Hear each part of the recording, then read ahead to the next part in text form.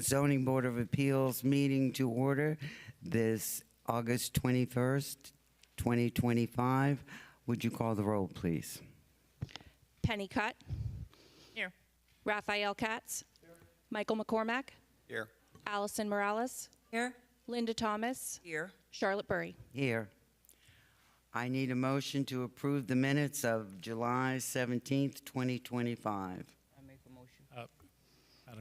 Madam Yes, Chair? Scott. Yes, thank you. So before we go through with that, I found an error on page 11 of the draft minutes, and it shows that agenda item number 5, which is P&Z 2511000013, it suggests that that passed. The motion actually failed because for variances, you need a supermajority, 5 out of 6 votes. So the record should be corrected to read that the motion failed 4-2 rather than passed. So can I have a motion to approve the minutes as amended per what Scott just said?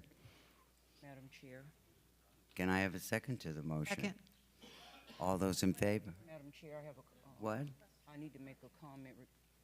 Yeah, Ms. Thomas, they're gonna give you an opportunity soon. Wait a minute. Okay. Go ahead. I think what Ms. Thomas was about to respond to is the item that's further on the agenda.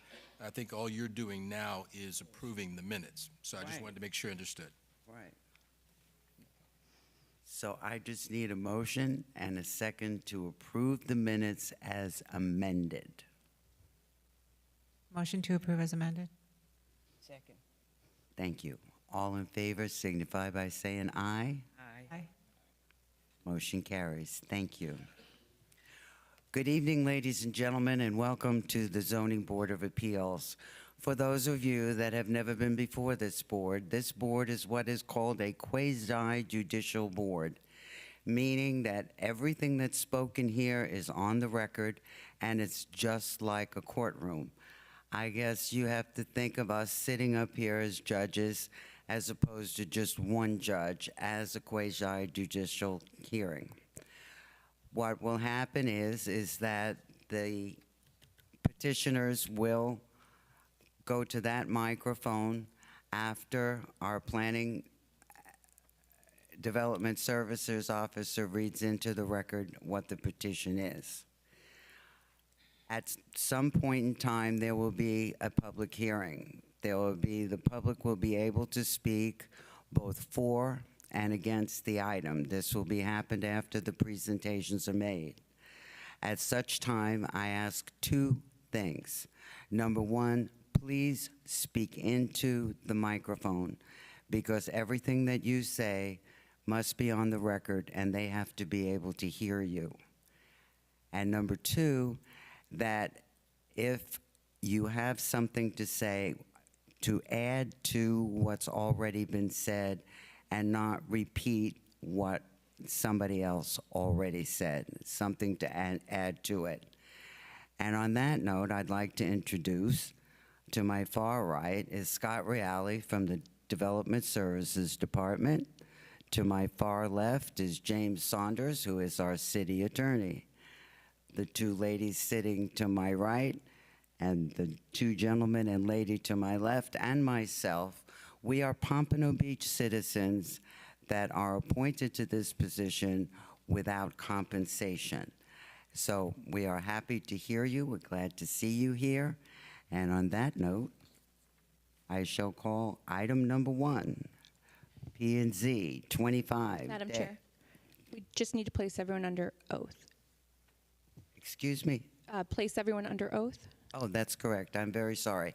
Anyone who thinks that they're going to speak, please raise your right hand and be sworn in. Please stand.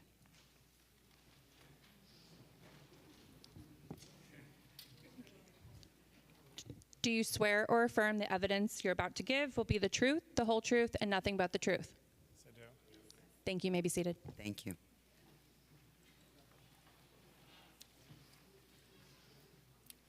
Item number 1, P&Z 25-11000013 is a motion to rescind a previous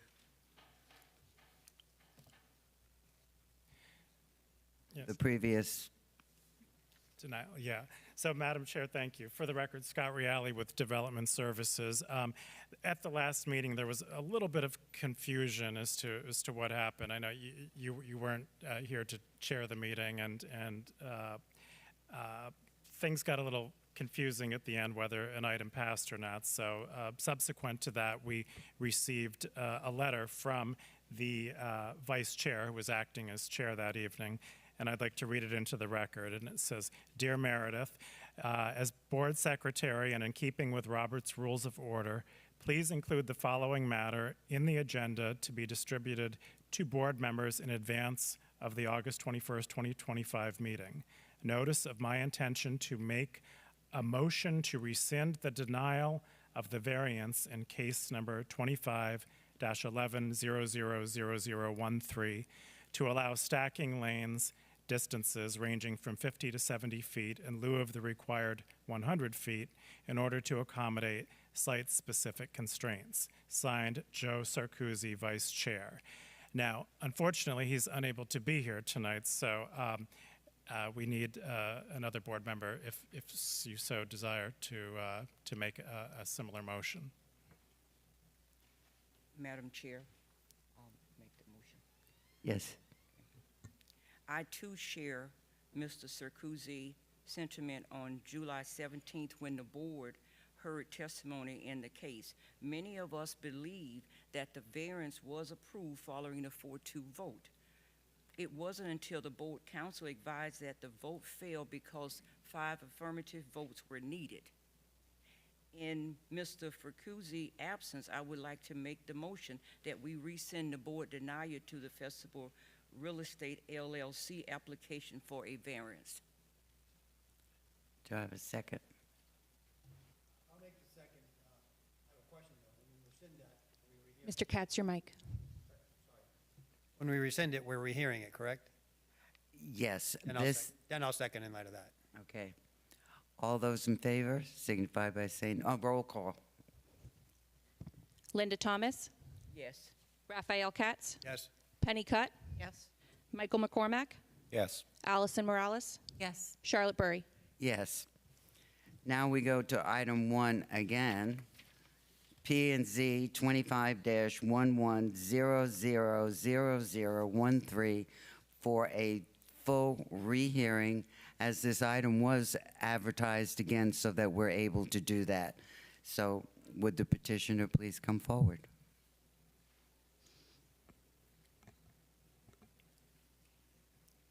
State your name for the record, spell your last name. I'm sure you know the routine. Yes. Good evening, Chair, members of the board. My name is Matthew Scott, S-C-O-T-T. I'm with the law firm of Greenspoon Martyr on behalf of the applicant with an address of 200 East Broward Boulevard. Thank you. Scott? Thank you, Madam Chair. And for the two of you who were here at last meeting, I apologize. I have to read the staff report into the record again, but I think it's important considering the majority of you were not present. In this case, the applicant landowner requests a variance from section 155-5101G8B of the Pompano Beach Zoning Code, which establishes the minimum stacking lane distance for parking lot entrance driveways. The requested variance would permit stacking lane distances ranging from 50 to 70 feet in lieu of the required 100 feet in order to accommodate site-specific constraints. The property is located on the south side of West Sample Road and Northwest Pompano between Northwest 27th Avenue and the Sample Road Florida Turnpike ramp. The approximately 24-acre site, formerly home to the Festival Marketplace, with over 250 vendors at its peak, is proposed for redevelopment into 3 industrial warehouse buildings, totaling roughly 474,000 square feet and 422 parking spaces. The associated major site plan application, which is P&Z case 24-12000024, was presented to the Development Review Committee on February 5th, 2025, March 19th, 2025, May 7th, 2025, and July 2nd, 2025.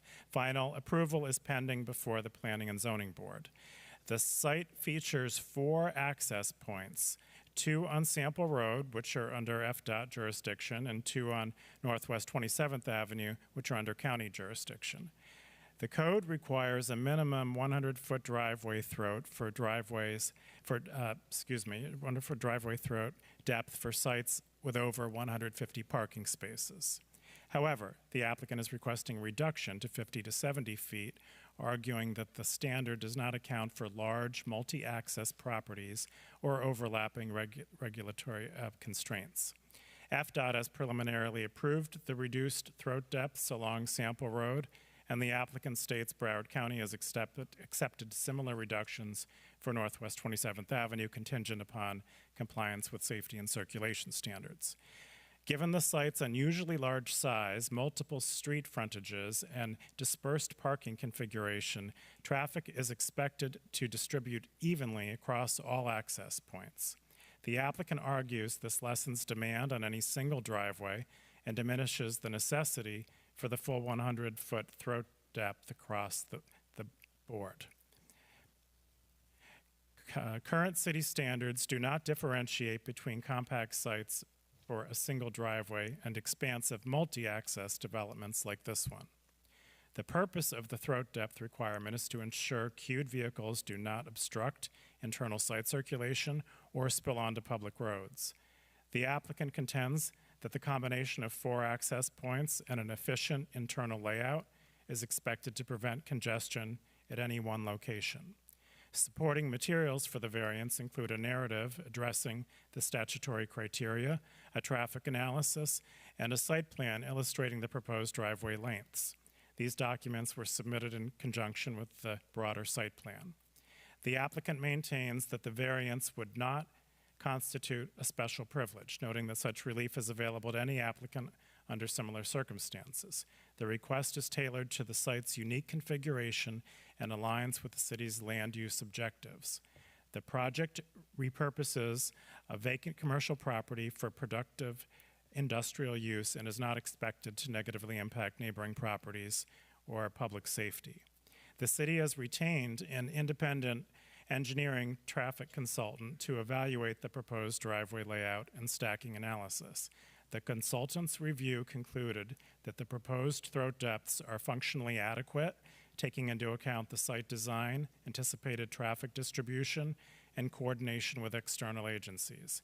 The consultant recommended that the internal east-west drive aisle be restricted to right turn-only movements at its intersection with the eastern Sample Road driveway in front of Building 2. The consultant also recommended that the applicant provide written approval from the county on the 2 driveways along Northwest 27th Avenue. The consultant's full report is included in the application package backup.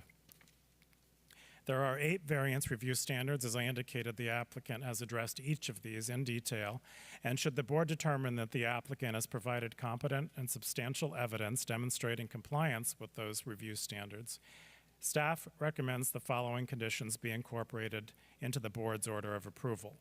1, the applicant shall obtain all necessary permits and approvals, including a major site plan development order, building and zoning compliance permits. 2, development shall be in substantial conformance with the plans submitted in support of this variance application and major site plan application P&Z 24-12000024. 3, any significant modification to driveway location or site circulation, including any future changes required by FDOT or Broward County that result in throat depth less than approved by this variance, shall require submittal of a new variance application. 4, the internal east-west drive aisle shall be restricted to right turn-only movements at the intersection with the eastern Sample Road driveway in front of Building 2 near the adjacent racetrack parcel. The applicant shall design, implement, and clearly sign this restriction to ensure safe and efficient traffic circulation, consistent with the recommendations of the city's traffic consultant. And the 5th and last recommended staff condition, prior to the issuance of any building permit, the applicant shall provide written approval from Broward County staff confirming acceptance of the proposed driveway lengths along Northwest 27th Avenue. And that concludes my report. And I'm available Thank you, for questions, Scott. of course. Mr. Scott? Thanks very much, Scott. How do I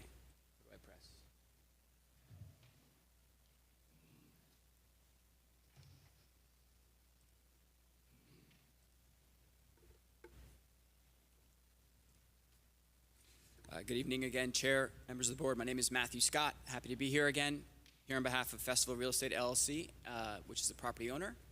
And my client, Foundry, I'm joined by members of my client team, their civil engineer as well. We're here for a variance again for 2900 West Sample Road.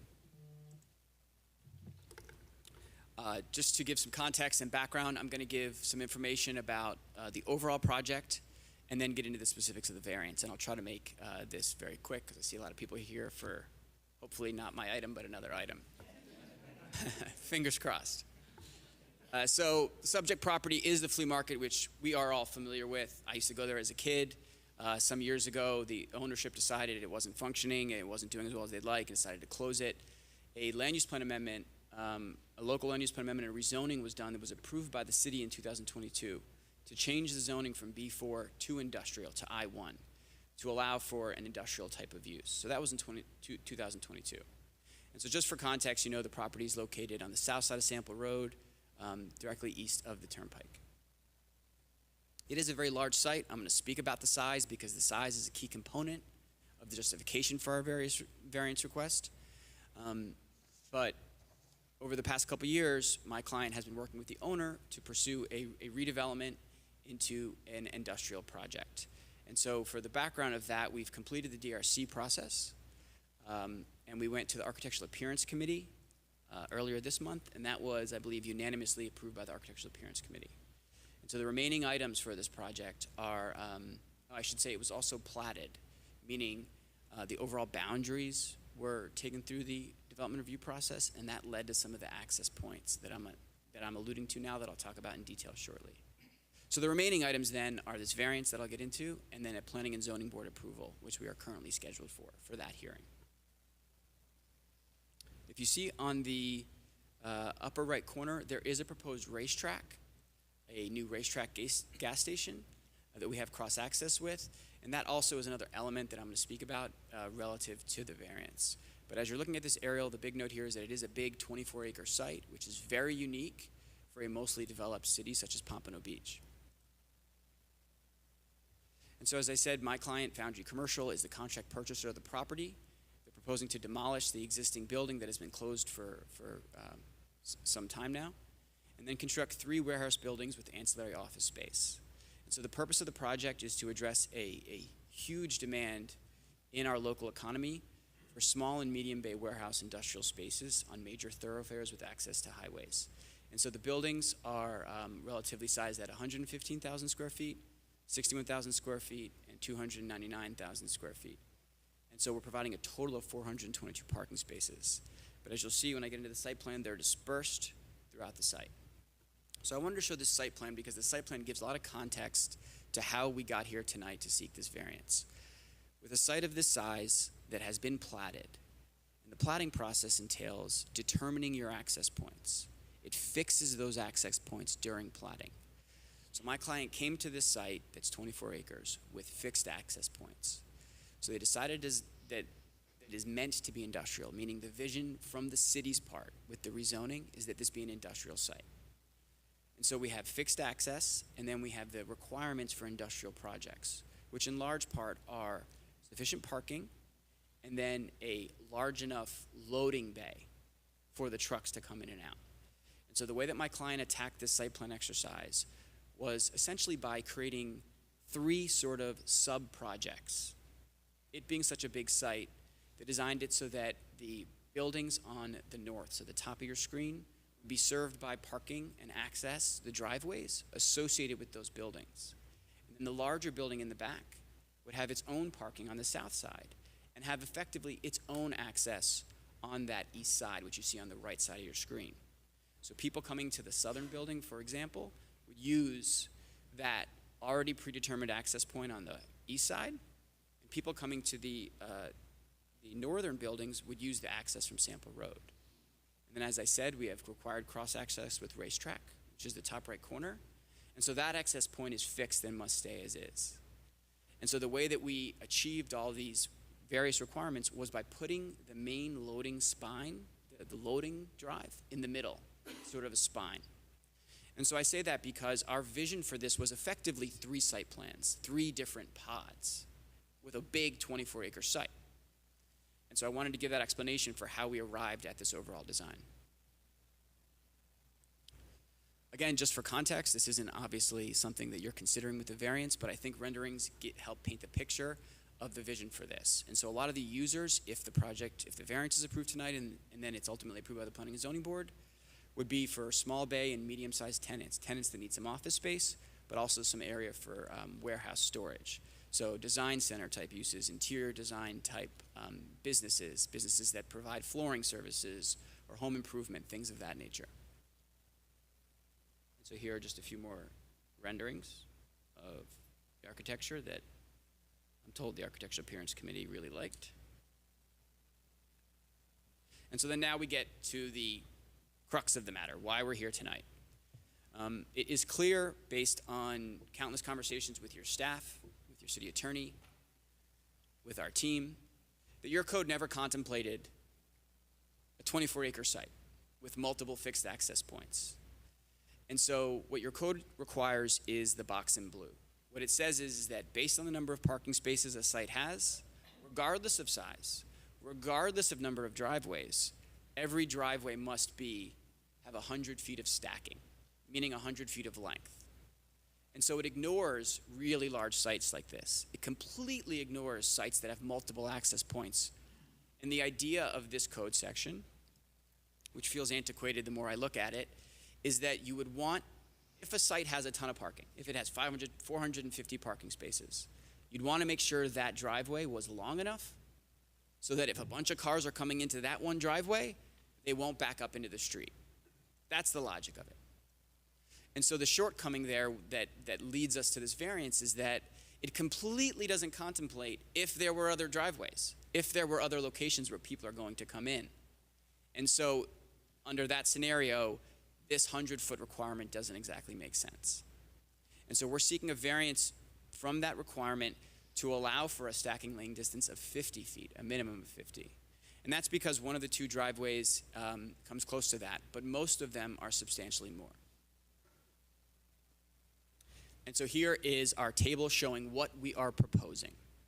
Now you will see on the middle box, that is how the permitting agencies measure the stacking length. We provided this to show sort of the challenges with the way your code analyzes this. So Sample Road is under FDOT's jurisdiction. FDOT governs a lot of the requirements on that. And then Northwest 27th, which is on the east side, that is a Broward County road, meaning it's not in the city's jurisdiction. And so as it turns out, FDOT, Florida Department of Transportation, the county, they measure stacking differently than your code. So under FDOT standards for the first driveway on Sample Road, they measure our stacking length as 100 feet. Your code, based on the way it's measured, says it's 61.5. The other access point that's fixed already by the plat on Sample Road that is shared with the racetrack, FDOT sees that as 70 feet. Your code similarly measures it the same way. And then for the Broward County access points, you can see that Broward County has a drastically different measurement of that. And so before we got here tonight, FDOT has approved our access points. They've approved our configuration. We need to get a permit from them. And then we're in advanced discussions with the county, where the county conceptually has approved it, and we're working through that. I will share that the county takes a long time. And so that's why there's a condition of approval that we need to get that approved. But we wanted to provide this context because the permitting agencies view our configuration as safe and permittable. And so here is an aerial, image showing those driveways that we're talking about. And so what you can see from this image is that there are 4 different access points that the various building users are going to access. So the trips, the vehicle events are going to be distributed across as if these were 3 separate pods, as if each pod had under the threshold for parking, which would mean we wouldn't have to get this variance.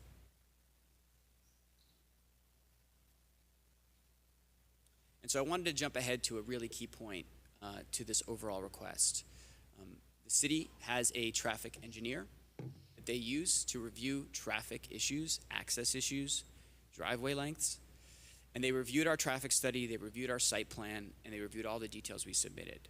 And so the image you see on your screen is a direct quote from the city's traffic engineer. The city's traffic engineer said, they reviewed everything we provided, and they have no objection or exception, I should say, was the language they used, to the variance requested, provided we comply with their two conditions. And so I just want to say that the first condition, this eastbound movement, we've already changed our plan to accommodate that. So we got ahead of this and said we will do what the city's traffic engineer is asking. So getting to the variance, why this is this variance meets your criteria. Clearly, your code never contemplated a 24-acre site with 4 access points that are platted already and predetermined. Clearly, your code didn't contemplate the situation where there will be a configuration of a really large site that has access that will serve those specific users. And so this creates a real hardship for us to design a site that has that spine road with the loading bays that you need for industrial, which is what the city wants here, but then also has parking serving the various users. The fact that the city's traffic consultant concurs with our analysis, which is that this design works and will be safe, supports one of the criteria that the variance must not undermine the general public welfare and not create safety issues. As I said again, the city decided some years ago in 2022 that they wanted this to be an industrial site, meaning they changed the comprehensive plan and the zoning to encourage this type of use. And so accommodating a 24-acre site with some minor relief relative to this variance requirement supports the larger goals of the comprehensive plan of encouraging redevelopment of what unfortunately didn't work out for Festival Flea Market there. So this would encourage that redevelopment. I'd be happy to answer any questions you may have, but we would respectfully request approval of the variance. Thank you. Does the board have any questions? Excuse me, does the board have any questions of the petitioner? Okay, this is all. Oh, go ahead, Raphael. I have a few questions. You mentioned that the property was changed, the zoning was changed to industrial in 2022. When did the ownership change? The ownership hasn't changed. So who initiated that change to industrial? The current owner? Yes. Okay, so it's not that the city asked them to change it to industrial, the owner changed it to industrial, correct? No, that's not accurate. So comprehensive plan amendments are not quasi-judicial. They are a purely policy decision that a city makes. So private applicant can ask a city to do it, but the decision is a political, public policy-based one. Got it. So the city receives the request and says, we think this is best for the city. I got Not- you, you- but the you property can't owner force asked it. for it. Correct. Fair, Okay, fair yeah. enough, fair enough. And you remember from the last time this came up, my issue, there were a couple of issues, but mine was with standard, what is it? Yeah, the extent of the variance is the minimum necessary to allow reasonable use of the land or structure. And I had a hard time with that because I think there was testimony last time. And so I'll ask you again that if you reduce the size of the buildings, you'd be able to accommodate the minimum stacking requirement, correct? No, I think that was a mistake on our part last time.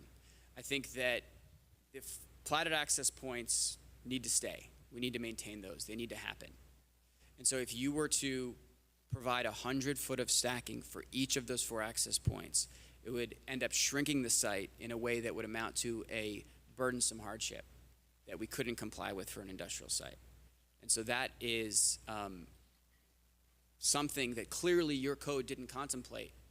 You can just picture it in your head, 4 different driveways with super long stacking lanes, effectively bumping into each other.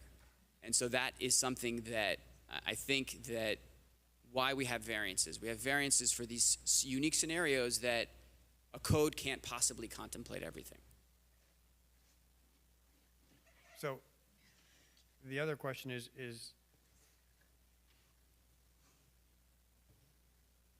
this I'm looking at variance review standard 3. Because of the extraordinary and exceptional conditions referred to in paragraph A, the application of this code to the land or structure for which the variance is sought would effectively prohibit or unreasonably restrict utilization of the land or structure and result in unnecessary and undue hardship.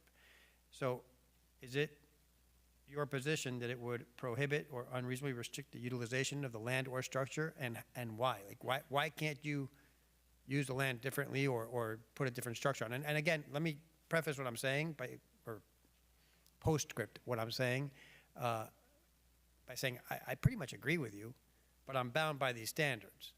And I mentioned it last time that this seemed like something that should be addressed at the code level more so than the P&Z Board of Appeals level. So that's why I'm hung up on. I'm bound by these rules, and I have to ask these questions. Mr. Katz, they're fair questions, so I don't, you don't need to, justify it to me. I just feel bad because I do agree with you. I'm happy to hear them. I think that clearly this would not prohibit the use of the land. Our argument is that it would unreasonably restrict the use of the land. And so, Why unreasonable? I guess, if I could answer. of course, sorry. Question for you is what's reasonable. And so we have a 24-acre site that everyone agrees should be a industrial site that creates lots of jobs for the community, that has a brand new building that's beautiful. And so complying with the code would drastically impair our ability to utilize the 24 acres, drastically. And so based on our traffic study, based on our analysis, based on us looking with staff at alternative designs, the evidence before you is that this code requirement would be an unreasonable restriction. And so the criteria is not prohibit only, right? Because then we wouldn't be here. It's an unreasonable restriction. And so I think what you're saying is you agree this is an unreasonable piece, that the code, that it doesn't entirely make sense under these circumstances. I'm just not sure it's unreasonable, and whether you can maybe make the building smaller to accommodate. And that's why I'm torn. And I'm wanting you to explain to me what makes it drastic. Right, and so what I said was we came here to the site with these 4 platted access points that you can't change. One of them is tied to the racetrack. And so in order to comply with this 100-foot throat, you would have to drastically enlarge them and gut the ability to provide an industrial use there, because it has this requirement to have the loading zones, right, that spine I talked about in the middle of the site. And so it would effectively carve up the site in these undesirable ways that either wouldn't meet a code requirement for the site design or just make it an unreasonable design requirement under the various factors. Thanks.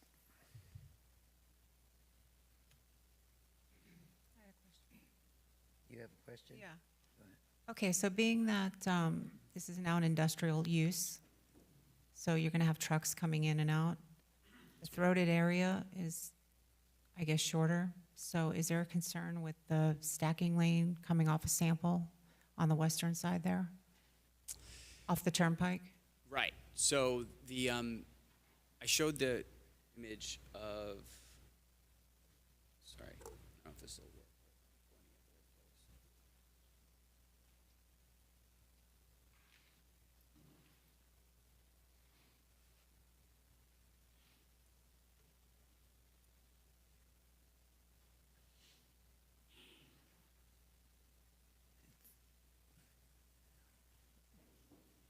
Here is an image, or a zoomed-in image of the access point I think you're speaking about. And so there's 2 factors that give us zero concern about the safety of this. The first is that FDOT reviewed this and analyzed it for the proposed use. They looked at our site plan, and they approved it and said it's safe. Okay. The second reason why we feel comfort with that is the substance of it. There is a turn lane there, and then the way we configured it to maximize safety is that it immediately turns. So it avoids a conflict point, meaning the trucks will turn immediately as they come in. And so the way your code measures this is 61.5 feet. FDOT measures it per their standards as 100 feet of stacking. And so that was what led them to approve it.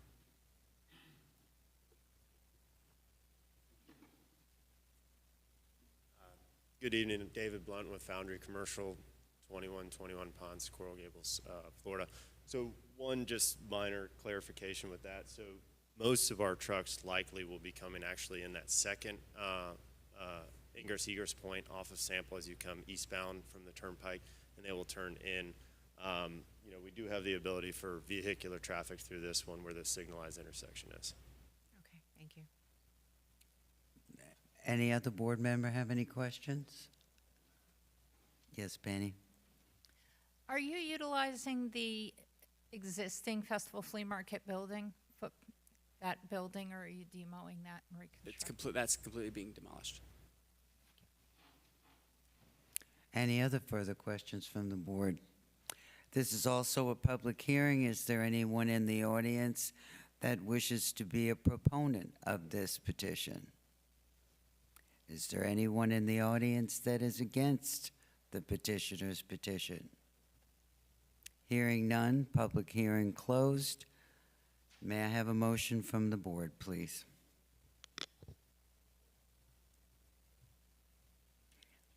I hate when you do this. Make a motion. Thank you. In Planning and Zoning Case 25-11000013, I move that we find there is competent and substantial evidence in the record that all the requirements for granting the special exception have been met, and that we grant the special exception subject to the 5 conditions requested by staff. Sorry, I think it's a variance. Thank you. Do I have a second? I apologize, variance. Planning and Zoning Case 25-110003, I find there is competent and substantial evidence in the record that all requirements for granting the variance have been met, and that we grant the variance subject to the 5 conditions requested by staff. Thank you, Penny. Can I have a second? Second. Thank you. Meredith, would you call the roll, please? Penny Cutt, Yes. Allison Morales, Yes. Raphael Katz, No. Michael McCormack, Yes. Linda Thomas, No. Charlotte Burry. Yes.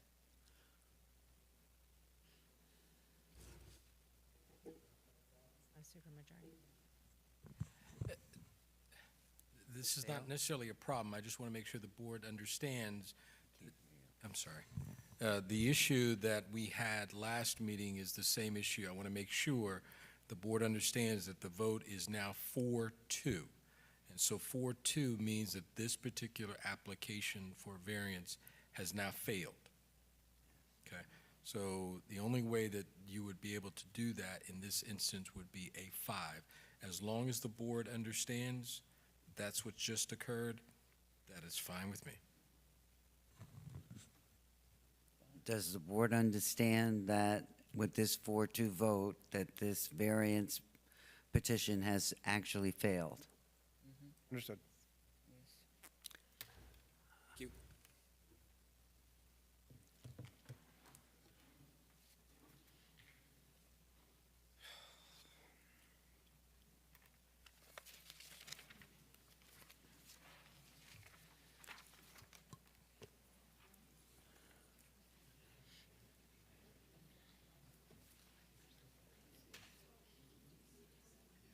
Okay. Our next item, item number 2 on the agenda, is a special exception, P&Z number 25-17-000008. Transitional community residents. Would the petitioner please step forward?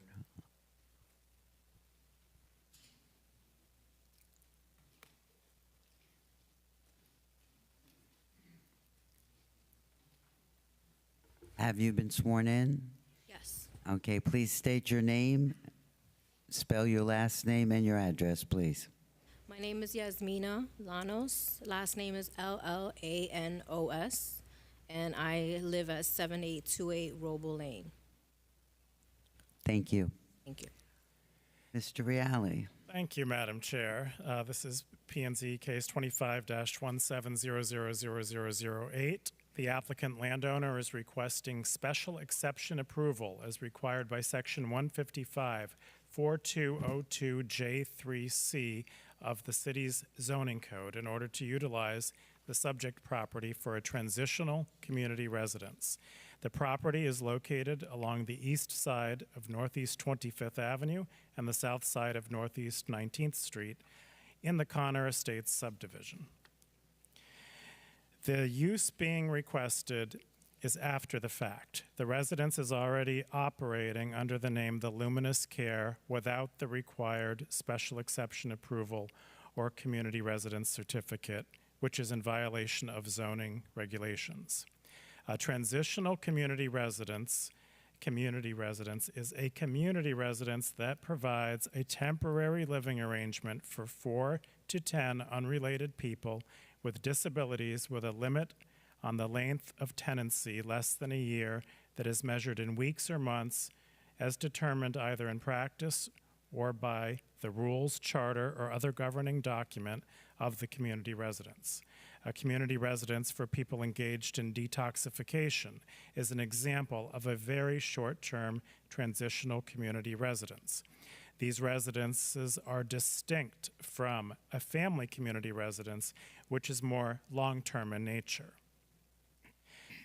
The subject property has 2 open code compliance cases, case number 25-09001727 and case number 25-09000861, as well as an active lien with 24-09005337.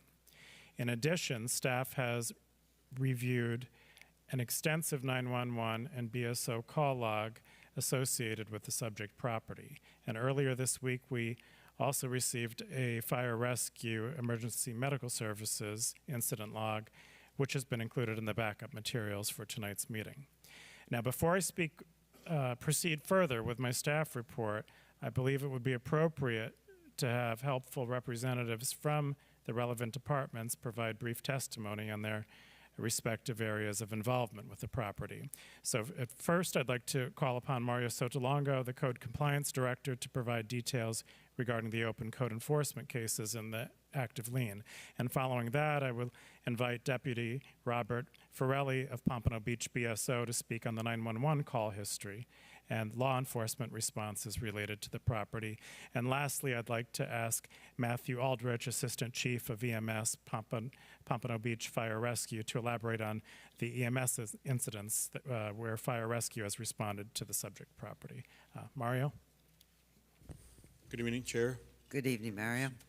Mario Sotolongo, City of Pompano Beach Code Compliance Department. As stated by Scott Reale, we have currently 2 open code cases on this property. One of these code cases specifically determines that the property is being operated without the required certificate from the City of Pompano Beach. Another violation in that case pertains to trash cans being stored in plain view of the road. It's a small violation, but still, it's a code violation. There is also a case that was open after performing a rental housing inspection of the property. This inspection revealed that work has been done without permits. Excuse me. Specifically air conditioning, split air conditioning units, and 2 kitchens that have been built inside the residence without permits. There are also issues with electrical system. Again, minor in nature, but still a violation of the Pompano Housing Code. Any questions? Thank you, Mario. Thank you. Next, I'd like to invite Deputy Robert Forelli of BSO to speak on the 911 call history. So, Deputy Forelli, Pompano Beach BSO, I was asked to pull the calls for the residents. These are only the calls that were listed at this residence. So if something happened in the street or something like that, it's not pulled up on this log. So, you want me to just read the dates and the call?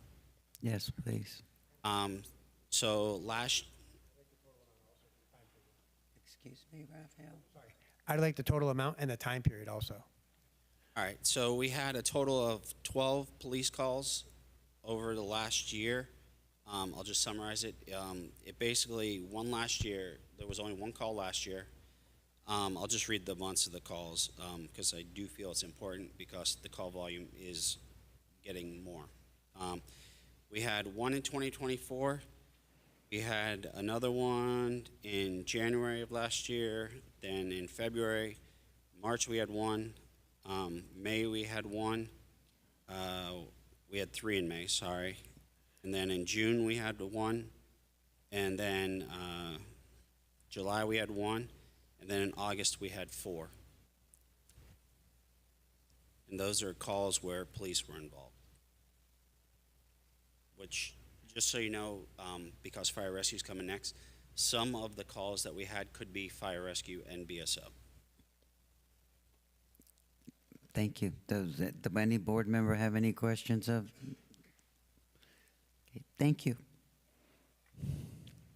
And next, I have Chief Aldridge from EMS, Pompano Beach Fire Rescue. He can talk about the fire rescue that has responded to the subject property.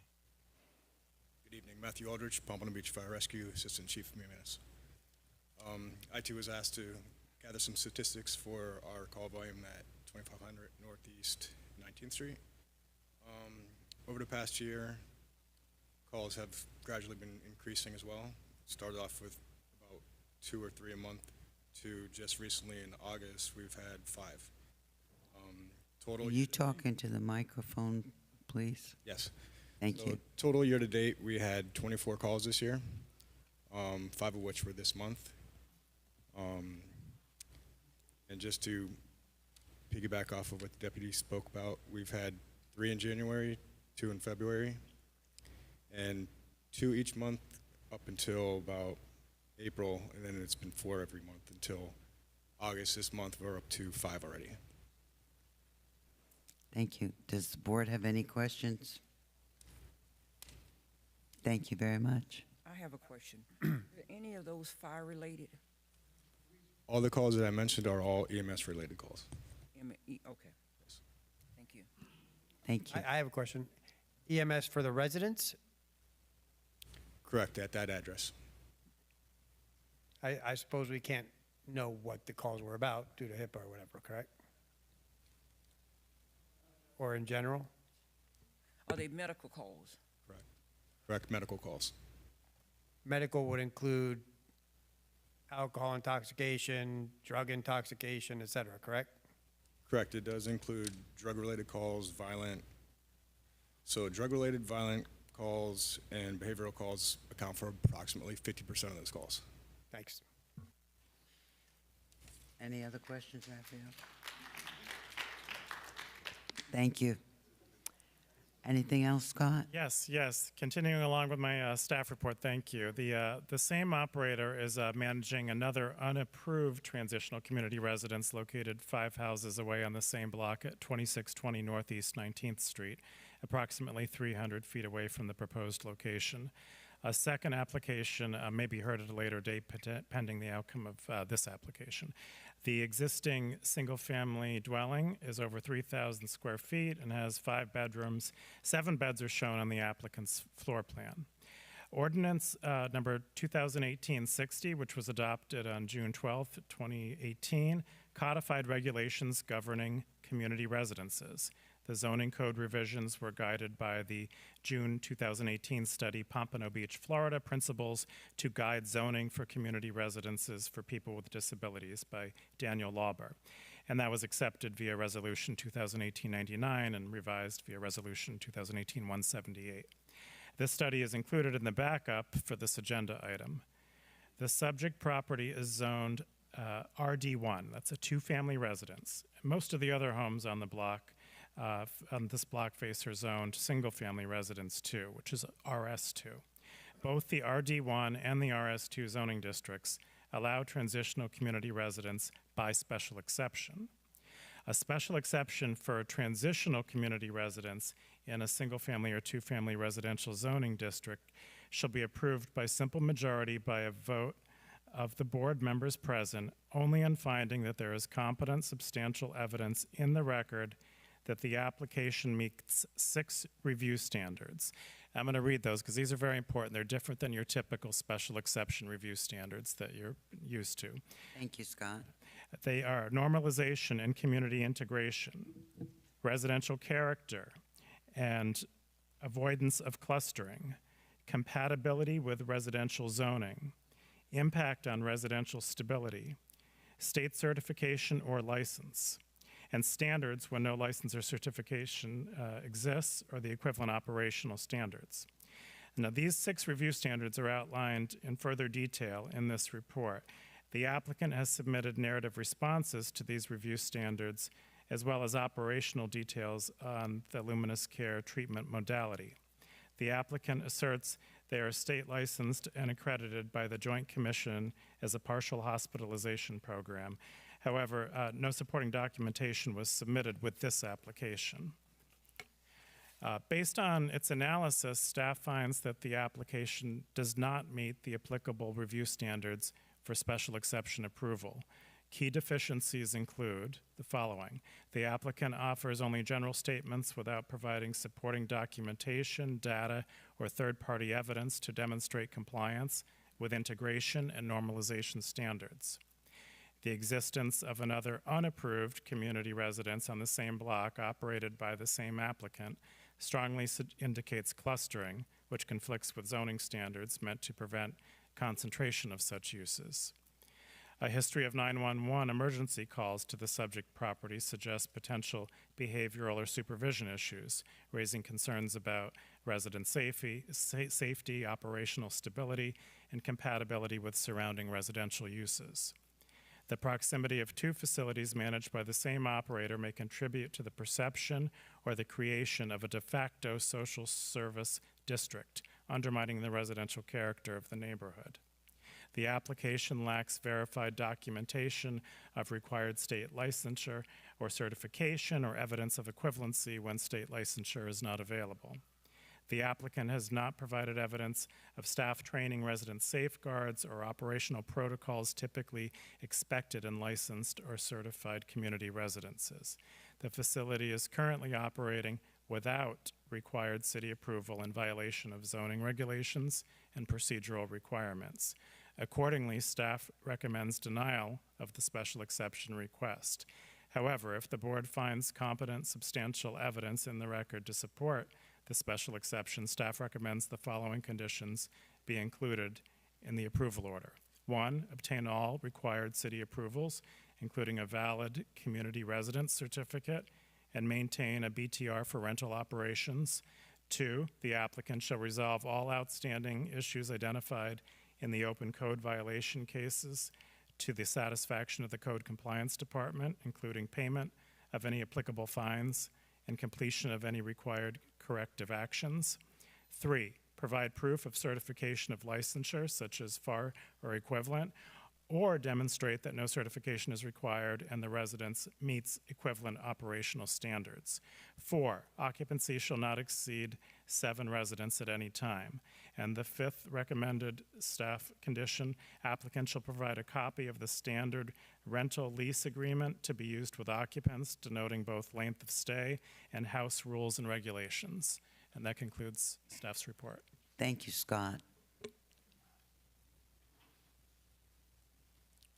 And bring the microphone to you. There. So I understand and I hear what's going on.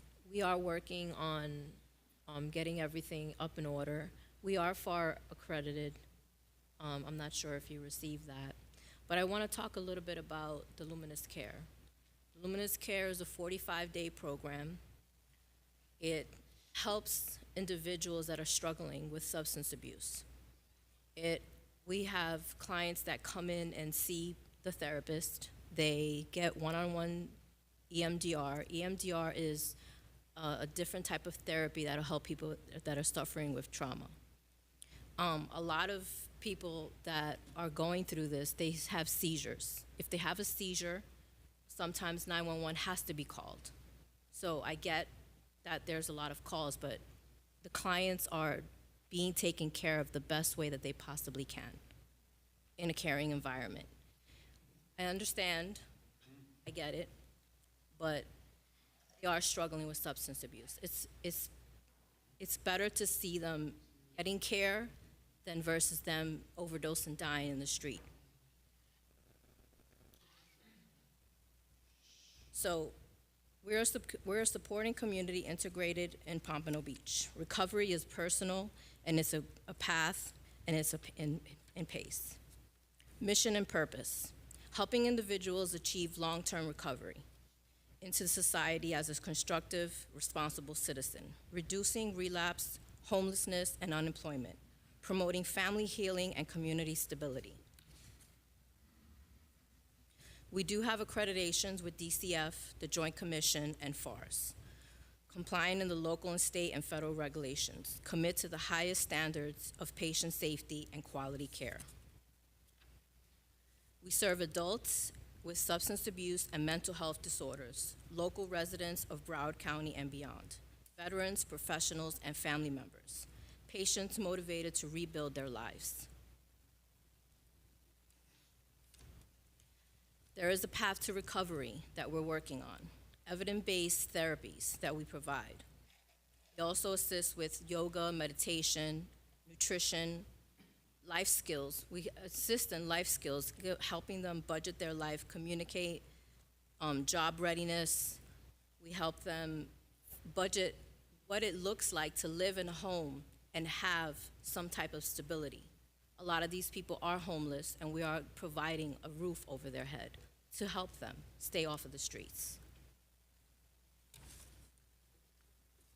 Vocational training and job placement with local businesses. We have been able to assist clients with getting placement of jobs that are local to the area, to where they live or where the facility is. Housing and neighborhood impact. Residents are screened, supervised, and supported. There are rules for the house, quiet residential setting maintained. There's curfews, treatment compliance requirements, and no disruptive and unsafe activity is tolerated. We do actually discharge the clients if they do act up and something occurs. We do have them transferred to other places if we cannot take care of them, but we do the best that we can with them. Positive outcomes: 70% program completion rate, lower relapse compared to the state average, high return to work and education enrollments, alumni activity contributing to the society and community life. Community benefits: reduced visits to the ER, homelessness and legal environments, stronger and safe neighborhood. Patients become responsible taxpayers, workers, and volunteers, strengthening the fabric of Pompano Beach community.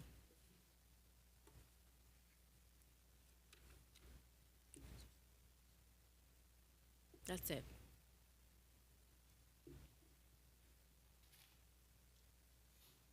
Why is this turning? Did the board have any questions of the applicant? No questions from the board? Yes. Yeah. My question has to do with the, Talk into the microphone, sweetheart. what happens to the clients when you say they are moved out? Where do they go? We Are have they left, and what happens to them? We have facilities that more than likely they go to a sober living. A sober living is a home that they pay rent, and they're able to stay for up to 6 months. And what happens after 6 months? It depends. They either integrate into a family, because we try to help them get reunited with their family, so they either go back home with family or they have their own place to stay. On site, do you have supervisor or a counsel or someone that lives on the with the residents? We have techs that are with the residents. We have a house manager that lives in the facility. That lives there Yes. 24 hours? Mm-hmm. Please quiet. Okay. When you, my question too has to do with training the supervisor or house manager, are those individuals trained to work with? Do they have the experience or the training? Are they qualified to even work with what type of certification are they given or are required to have? They have certifications for being a behavioral tech. The house person is usually a person that has been through the program and understands what they're going through, and they live within the residence. Okay. You can take it. Annie, do you have a question? Sure. One of my questions is how are residents or residents referred to you? Detox facilities. So the levels of care is detox, residential, PHP, IOP.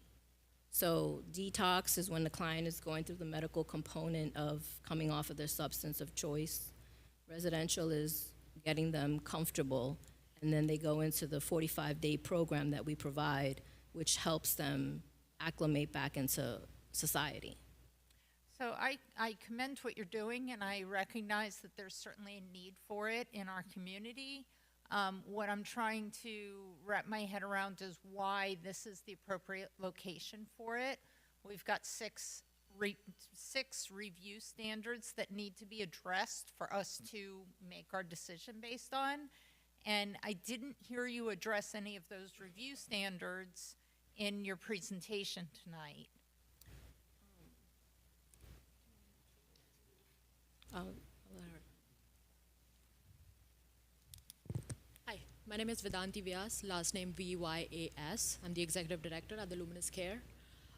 As far as the application goes, I did address mostly all of the standards. As far as our accreditations and our licenses, we are licensed by the state of Florida and DCF.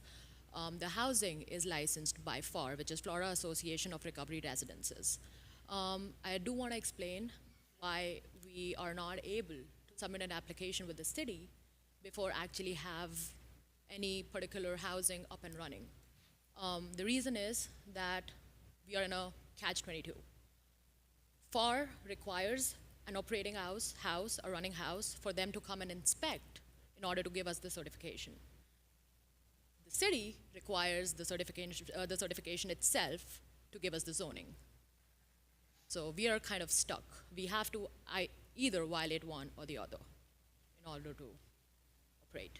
So you made the decision to operate 2 homes without city authorizations? Having said that, we understand that that is something probably shouldn't be doing, and we are more than willing to shut down one of the residences.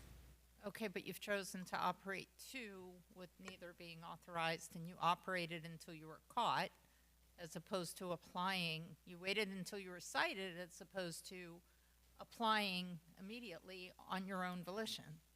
Correct, and we apologize. Yep. But having said that, it wasn't a very long time that we waited or we were violated. The fact of the matter is you chose to operate both facilities. You're acknowledging that you chose to operate both facilities until you were caught and cited. Yes, ma'am. However, we received our FAR certification just 2 weeks before we actually 2 or 3 weeks before we actually submitted our entire applications. So Question for staff. The reference to needing the FAR certification and the conflict there, how does the city handle that, or how do you interpret that? Well, if they don't provide evidence of the FAR certification, then there's another mechanism, and they have to have a plan, show exactly what the business model is, how it works, very, very detailed. But if there is FAR certification, that kind of, I'm aware that one of the requirements is that they keep the place free of code violations, and they sign commitments to comply with city ordinances. So The I haven't majority of the cases that we've seen that have moved forward positively have approached the city first and met the code requirements as opposed to circumventing the procedure. As Scott just described, there is a process to legally and properly obtain your approvals and still get your FAR certification. So that's one of the things that obviously is a concern to me and some of my allies here on the board, is that, you know, the method that was taken and the approach that was taken was to operate until cited in violation, not only at one property, but at two. So we recognize that, you know, you submitted the backup documentation addressing how you meet or in your opinion, meet the review standards. But typically, a little bit of that is brought out in the presentation for everybody to hear from your perspective and reiterate it. We weren't aware that we could do that, and all I can say is we apologize, and we should have, you know, approached the city first. But we were under the impression that we will require our FAR certification. Scott, I have a question. In the backup and in your report and everything, right now these houses are actually 300 feet apart? Approximately, Which yes. that is also a violation? Well, that would require an additional level of review with different review standards. Review We're standards. not there because we thought it was in the appropriate form was to take one at a time. So Oh, absolutely, absolutely. Should this one, I should this one I pass, totally then- agree, but yeah. it's still in our ordinance and what's gone through the procedure that's supposed to be done, that's written in stone and in my memory, even if they were both approved, they would have to be 600, 650 feet apart. Right, That's all I or- was saying. Correct, or Thank you. address additional Thank review you. standards. So if this were to get approved today, and the other one comes in, then there will be, in addition to these review standards, there's more review standards that have to deal with the separation and clustering, yeah. So just looking at the six, you know, just on the most basic standards for us to review this case and consider it, we've got these 6 review standards. So not even going any further, just looking at what you submitted as to why you comply with it, what I read when I read your submittal is a regurgitation of the backup with no justification or substantiating evidence as to how you meet or exceed what's required. So, you know, when it talks about normalization and community integration, the applicant affirms the proposed community residents will not interfere. It doesn't explain or justify how you're addressing these community standards. Preservation of residential character and avoidance of institutionalization, excuse me. The applicant demonstrates the proposed community residence in combination with any existing community residences and/or communities will not alter the residential character of the neighborhood. I'm reading a regurgitation of the code, and what I'm hearing from city official testimony is extremely contrary to that. So when I heard your presentation, I expected some sort of, you know, an attempt to convince us otherwise, to demonstrate that, you know, that's not the case, or how you're trying to circumvent that, or how you're trying to comply, and I'm not seeing any of that. So that certainly brings concern to me. Okay. The answer to that will have to also, for me to include what our program is. The residents that we talk about do not reside at the housing throughout the day. They leave the housing at approximately 7:30 a.m. or 7:45 a.m. in the morning. They are driven to our clinical building, which is also in Pompano Beach, the Luminous Care. Throughout the day, for 8 hours, they receive therapy. They are in group therapy, they receive individual therapy, they meet with their individual therapists, they see the doctors on a daily basis. We have a nurse on site, and they do what they need to do. They meet with their case managers. They are given resources, and they are allowed to go out for job interviews. Some of these people have never had a resume. We help them create those. We help them actually, you know, get job interviews and eventually obtain a job. Again, I commend what you're doing. I see a need for it in our community.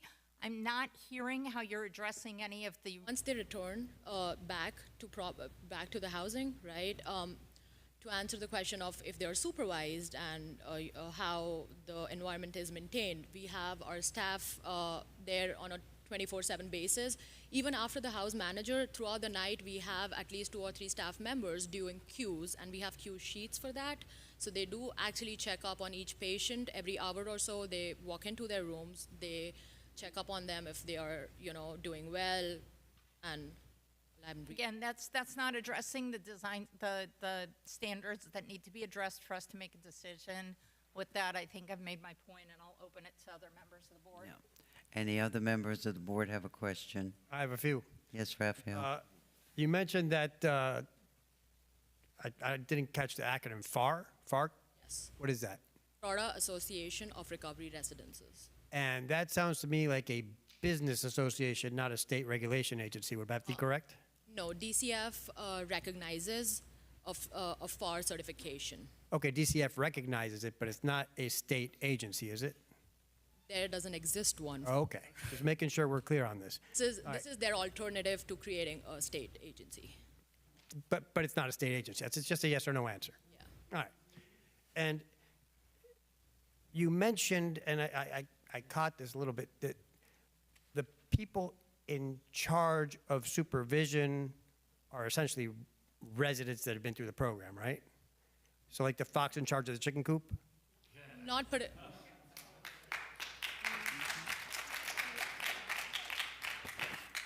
Not particularly our program. Yes, they are in recovery. A few years ago, they have been through programs similar like ours, but they haven't been through our program. Now, a person dealing with substance abuse, if they do actually recover, then they do obtain different jobs in society, and then eventually one of them might find their way to us. And the reason that we hire them with upon doing their background checks. If there is anything concerning, we also go ahead and obtain, affidavit of good moral characters, upon which we make the decision to hire them. One of the main reasons also is to hire them is because they understand what our patients are going through, which is very important. Are the people you hire free of criminal records? Yes. Completely? Or is it a time period? Not completely. No, not completely. I would be lying, but we do not hire sexual predators and That's a relief. major felonies. Okay. I have a question for BSO, if I may. Is that okay? Certainly. Because I couldn't open the spreadsheet with the call log. I'd like to know how many of those calls were for violent incidents, or percentage-wise, if you know.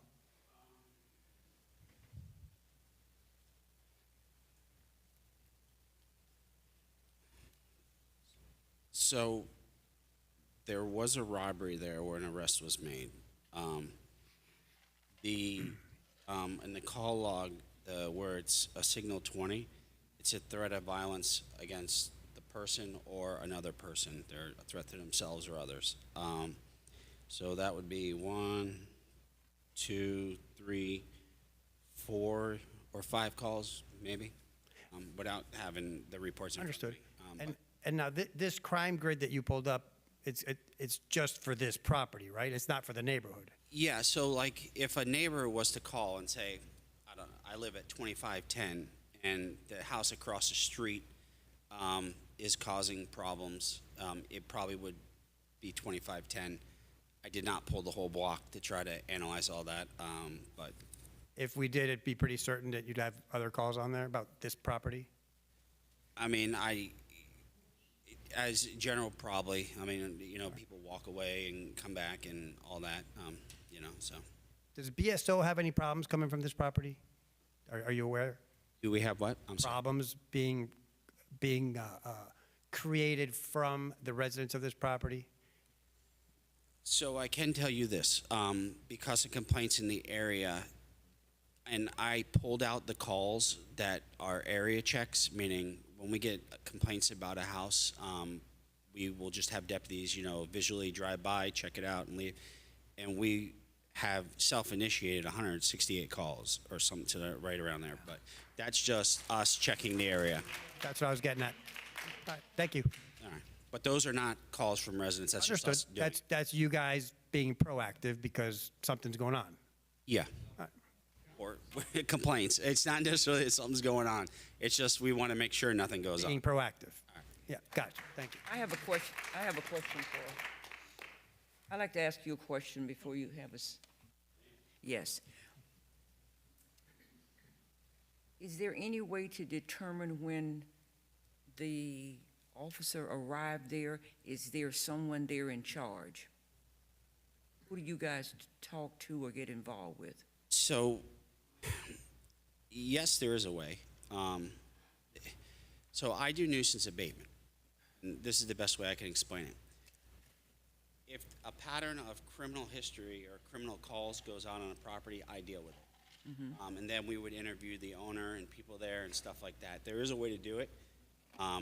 Being that this is not a case that I'm handling, Okay, I'm just giving the calls. But yes, you could, interview people and get all that. okay.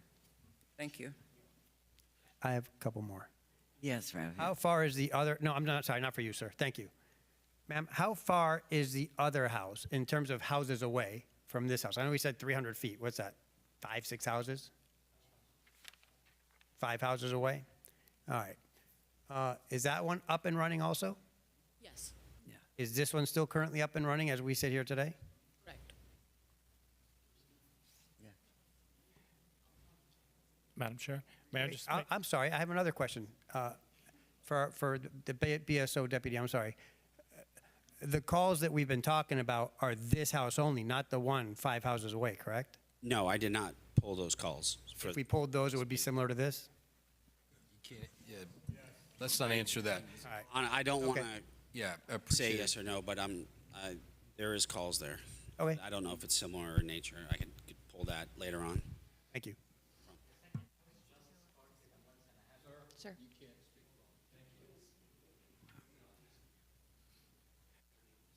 Madam Chair?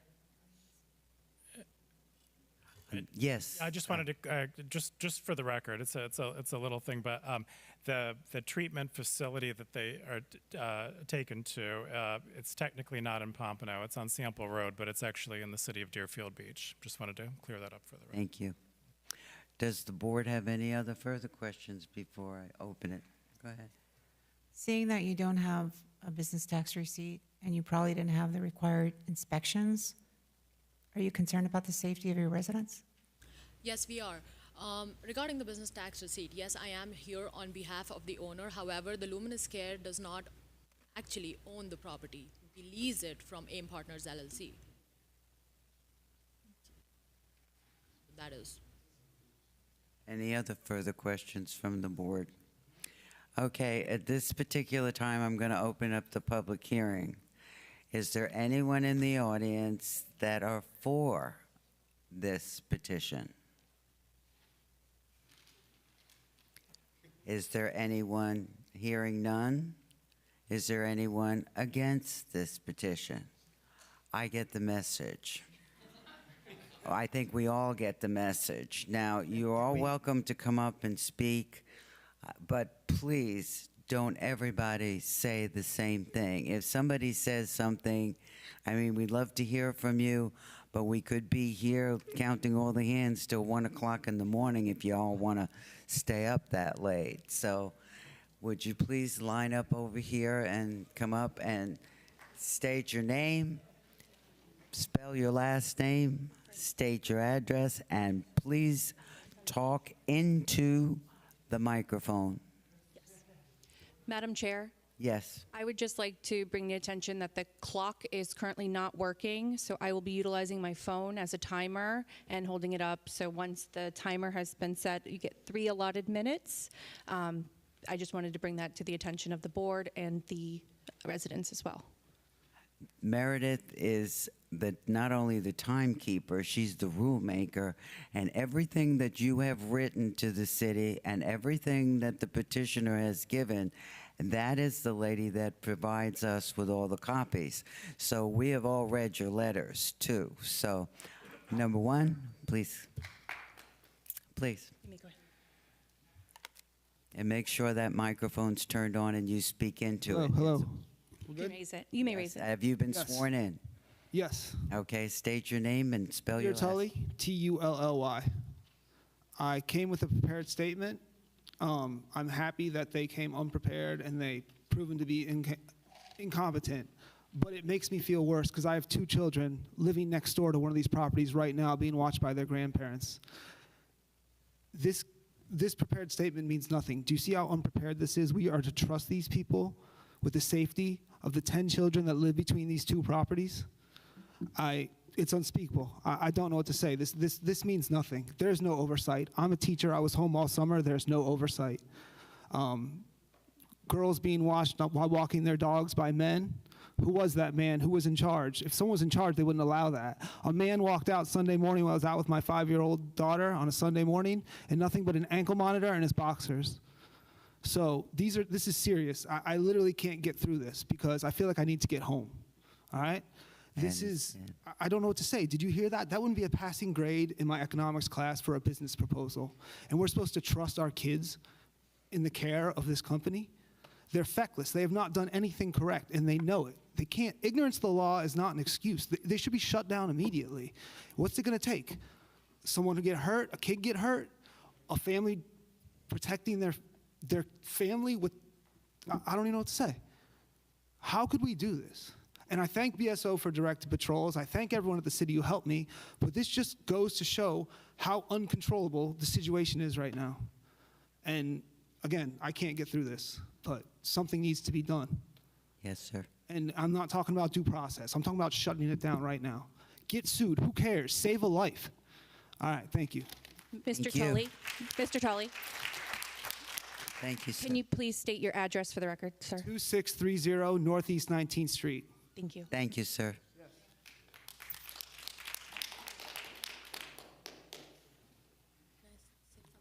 Moheb Gali, Ghali. I have 3 properties in that area.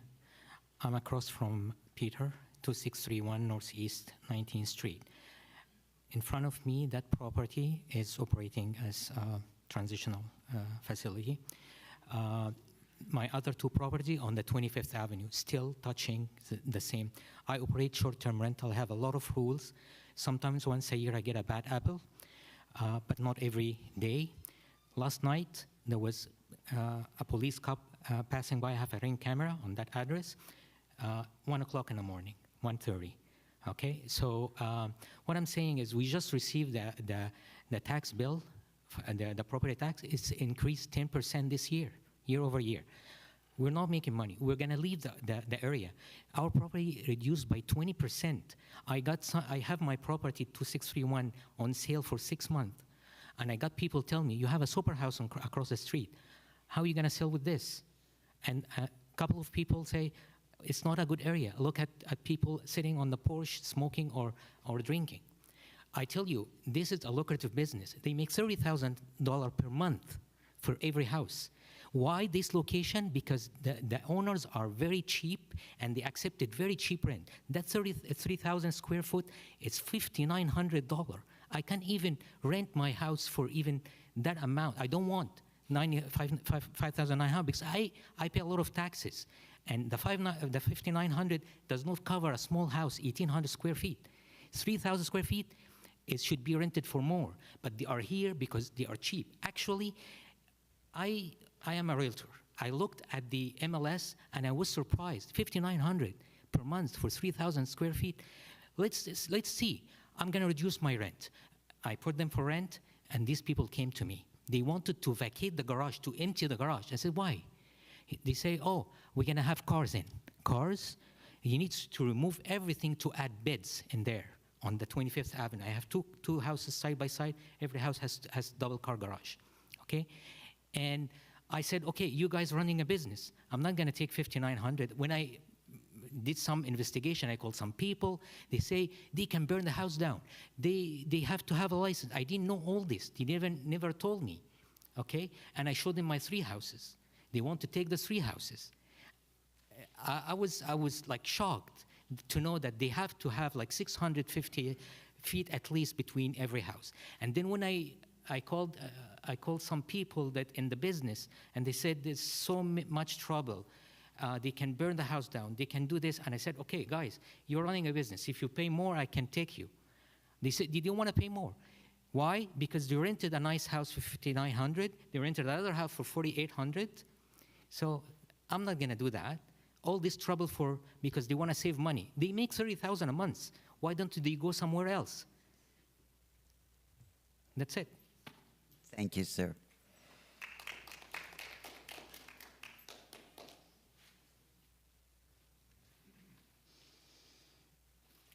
Hi, my name is Iris Adams. I'm here with Julissa Pereira. She asked me to come to translate for her. She lives in 2560 Northeast 19th Street, and she is currently in between those houses. Julissa spends most of her time at home. She has an autistic child, and her mother is very ill right now. So she basically have to go between doctor's appointments, pharmacies, and spend a lot of time at home. But she has several incidents with these people. And I will just mention 3 of them, just to let you know. One of the incidents that she has is that one night, because she has an autistic child, they have CNA coming to help him to get ready for the night. And she heard the door, and she's thinking that this is the CNA coming. One of the residents was struggling, wanted to come in the house and say, this is my house. And because she's big, she was able to push it.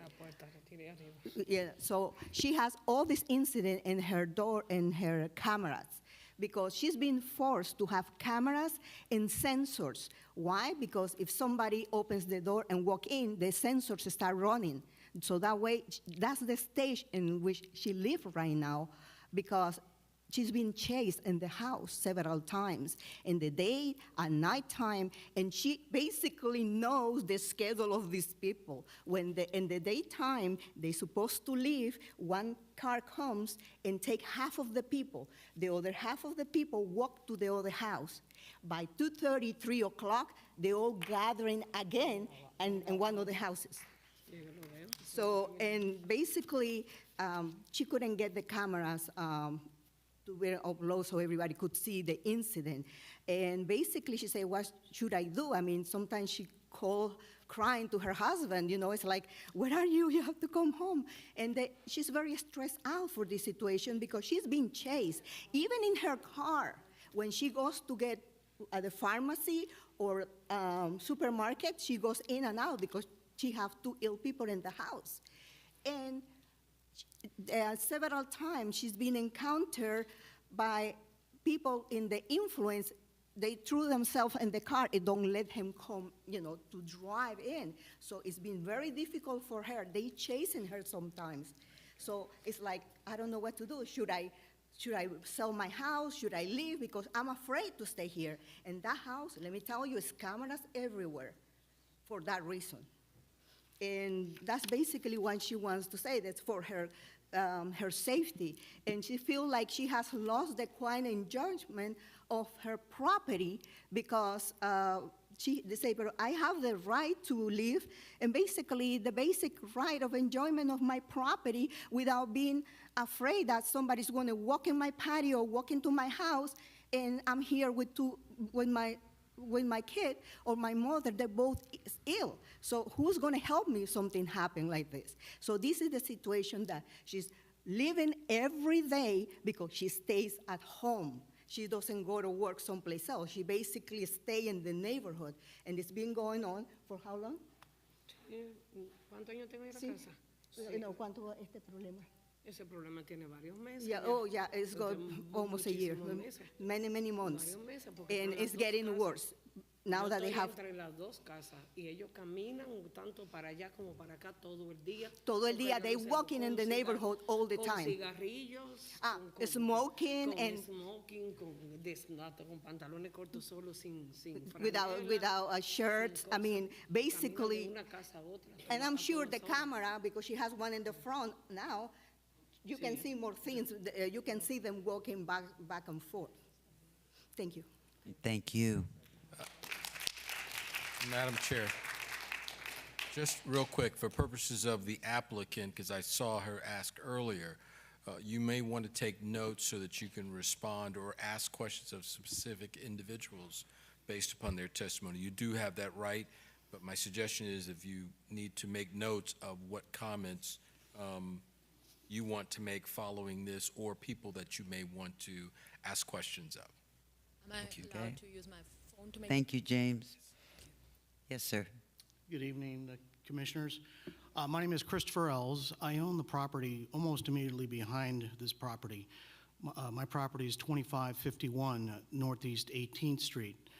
I've owned the property for many years. I just wanted to, I don't want to repeat everything everybody else is saying, but I wanted to provide a different perspective to what may or may not be going on here. I'm not sure if everybody is aware that this property is in foreclosure. It's been in foreclosure since January of this year.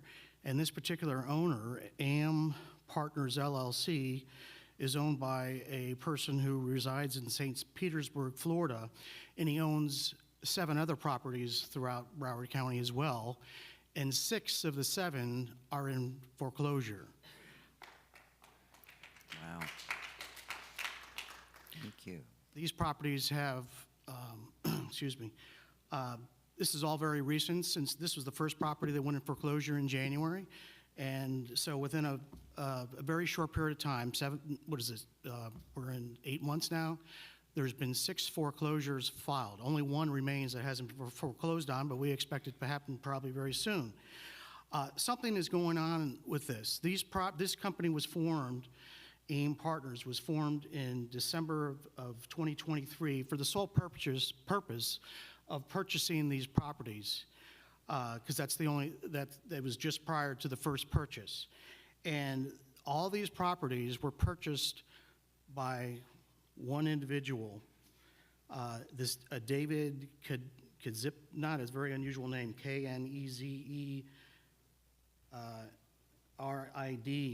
He had purchased all these 7 properties in the period between 2017 and 2019, and then sells them all to this AM Partners for over twice their market value.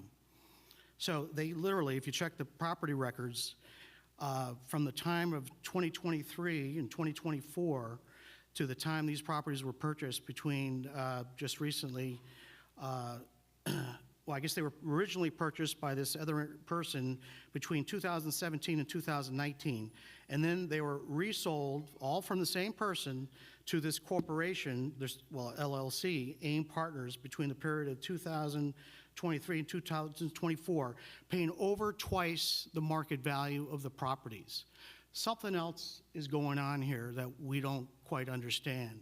But it tells you something a little bit about,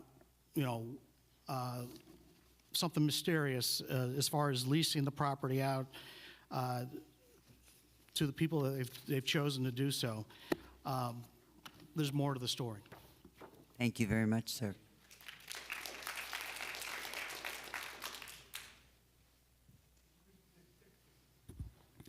Good evening. My name is Carla Coleman. I live at 2631 Northeast 23rd Street, Pompano Beach, and have for more than 40 years. I'm just a couple of blocks north of this property, but I'm here because the same thing could be happening in my neighborhood with failed Airbnbs, which is what both these properties are. But I'm not here to talk about Luminous Care, because it's my understanding that a certification like this goes with the property, not with the operator. And it's really a concern. And I can't see with my glasses, and I can't read without my glasses. So much for cataract surgery. But I want to talk specifically about the special exception criteria and standards here tonight, and why I think that this application does not meet them specifically.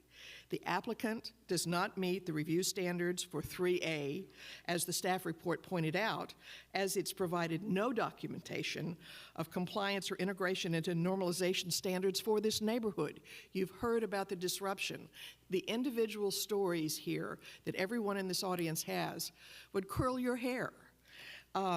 The applicant does not meet review standards 3B, 3C, 3D, 3E, or 3F, as it is unlicensed, operates another unapproved facility too close to this one, has a long history of disruptive 911 calls to the property documenting both poor behavior and supervision issues that create neighborhood havoc, and the sum of these facts create a de facto social service district undermining residential character. And residential character is why we require a special exception here. These demonstrated behaviors certainly alter neighborhood stability, which are the key requirement for our zoning codes, the stability of our neighborhoods. Additionally, the failure to meet some of these review criteria is self-imposed by the applicant's own action or refusal to adhere to established rules and/or the result of mismanagement, such as the case and the lack of supervision of its clients. We don't need to guess what will happen here if this facility is allowed to continue operating, because they didn't come asking for a special exception. We know what will happen because it's happening now, because they've been operating as one without a license. The applicant does, and lastly, though I know I don't need to remind you, as a board, you must only find that the applicant does not meet one of these criteria in order to deny the application. In light of the staff report and the testimony before you tonight, I'm not sure they meet any of the requirements. And so I urge you to deny. I urge you to deny the special exception. Thank you. Thank you, Carla. Thank you.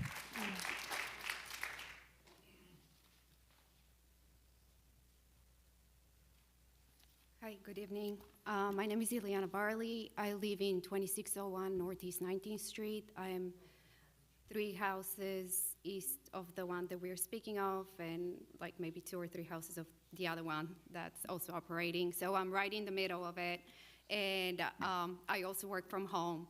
And on a daily basis, I see the activities that are happening in our street. So I'm here today to speak to you not only as a concerned neighbor, but also as someone who believes we all deserve a place to live safely and have a law-abiding community. First and foremost, I think tonight was already established that this company, Luminous Recovery and Partners, are already operating illegally on Northeast 19th Street. They have openly broken every rule and code in setting up this so-called recovery operation. They have clustered over 21 people into a single home. I have seen more than 20 people gather in front of that house. They did not receive permits before starting operation. There are numerous code violations that already was spoken about on that property. They've placed multiple transition homes within 300 feet of each other, and they're operating without any proof of license. This is not a major oversight. This is a deliberate choice to break the law. Our neighborhood is meant to be a safe place for our families, children, hardworking residents. Parents should not have to wonder if their kids are safe playing outside because a business next door is skirting the law. It only takes one incident for regret to set in, and by then, it could be too late. The city has the responsibility to step in now before this happens. When there is no oversight, no permits, and no license, there is also no accountability, clearly. If the business is ignoring basic law, how can we trust them to follow any safety standards inside that house? Well, we all support recovery when it's done the right way, with proper supervision, in the right zoning, with the right approvals, but this is not that. This is lawlessness. So tonight, I'm asking for that application to be denied. This is not about opposing recovery in any means. It is about demanding that recovery programs operate legally and responsibly, not at the expense of our families and our community. If any other business was to operate on our block immediately, they will be shut down indefinitely. Our neighborhood deserves the same protection. Thank you. Thank you.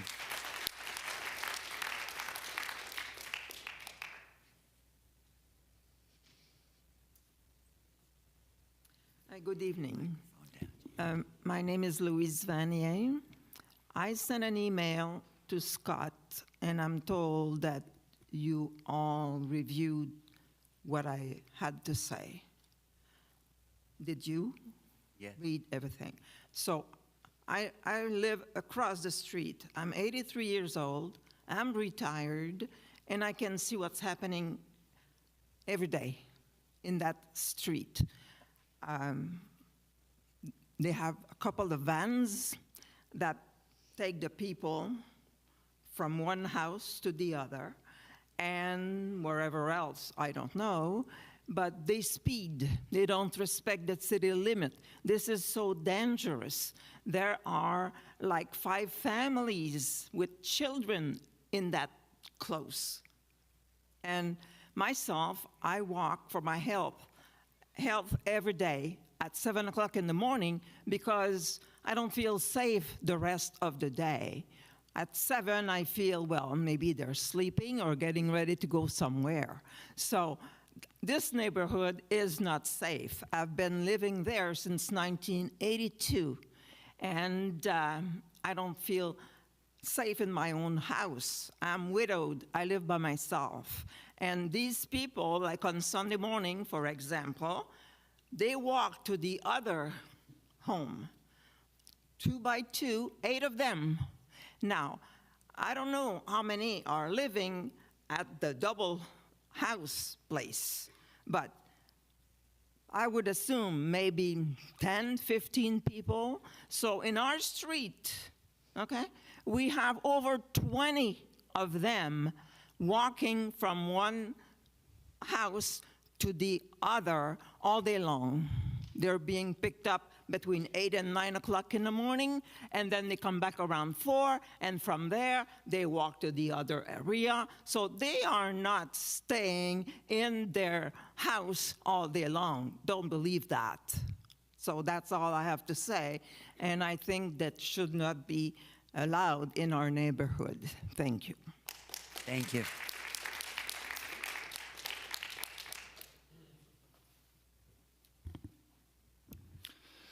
Mo Guzani, Guizani, 2561 Northeast 19th Street. I live across the street from them. Am I allowed to ask questions to the young lady taking notes?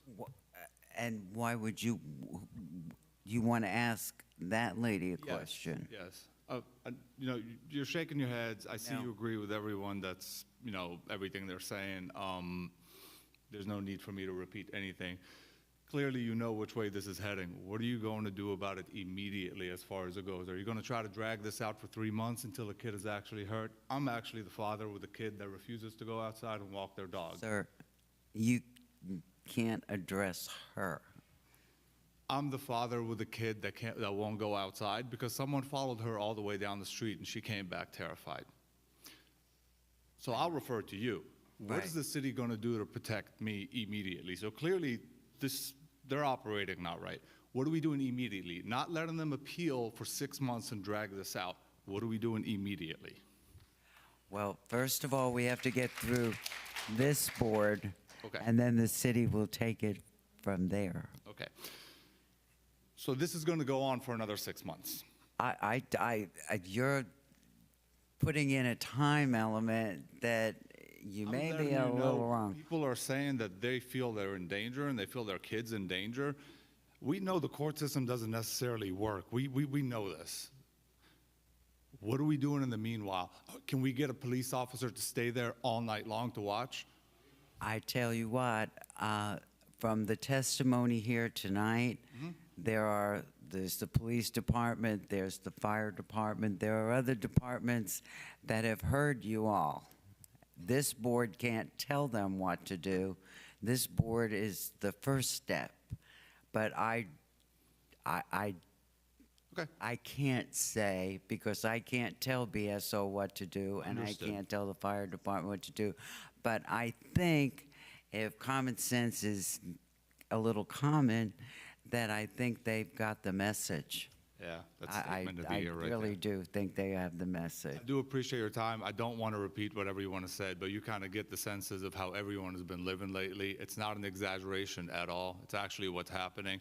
They do have tons of cameras outside their house, and if they actually would watch any of those cameras, they would actually see what's really going on. We'll just leave it at that then. Thank you for your I believe you. Thank you, sir. Does the petitioner have any questions of any of these residents? I don't have any questions, but I do have some explanations. I know that will not satisfy everyone that is sitting here, but these are just some explanations that I would like to give. Starting with the very first neighbor that we had here, as an incident on our behalf, the same neighbor has approached our house and in an intoxicated manner, being under the influence of alcohol, and has knocked several times at our door, which is essentially a trigger for our patients, and we had to call 911. Having said that, that does not mean that we don't sympathize with what hardships that the neighbors are going through. I'll just jump to the last person who just spoke. In order to answer your question, yes, we will comply with the city, and we will comply with however the city regulates us. We will not be dragging this out for the next 6 months. We will also immediately place more staff at the housing in addition to what we already have.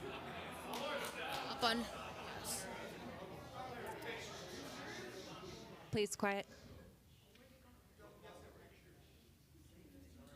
Go ahead.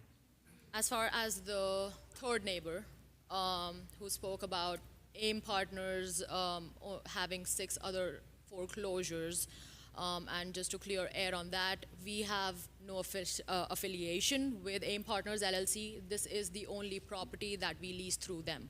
All the other properties we are completely unaware of. As far as the number of people in the housing, again, we will comply with what the exact number that the city, if approved, gives us. However, currently what we are complying is with the FAR standards, which is one person in every 50 square feet of area. 1 in 50 square feet. 50 square feet? 50. That is the FAR. That Ladies and doesn't gentlemen, necessarily you mean must that this applicant an opportunity to speak. She does have what we call due process. That requires everyone in the room, if you are not at the mic, to not speak. There's a certain amount of decorum that must be maintained in every public hearing.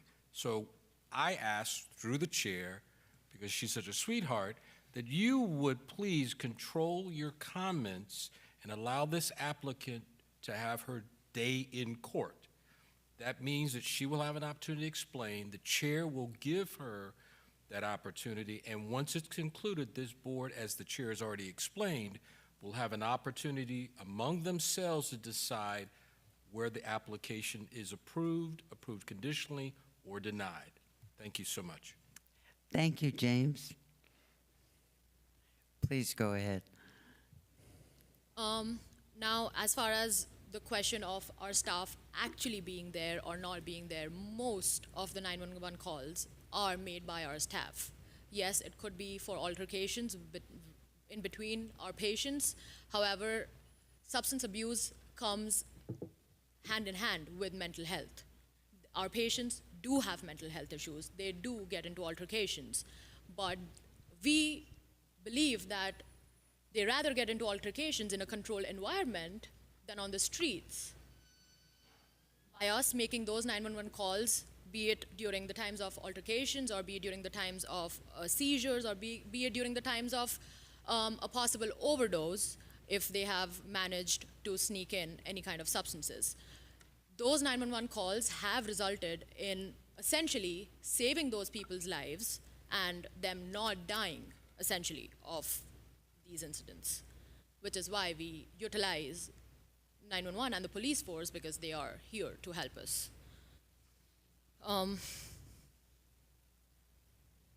And as far as during the day, yes, Sunday, the lady who did speak about on Sundays, yes, we are not, we are a 6-day program, meaning on Sundays they are at housing, and yes, they do walk from one house to the other house because each Sunday we have community meetings where our staff, our alumni coordinators, and other staff members address the community as a whole.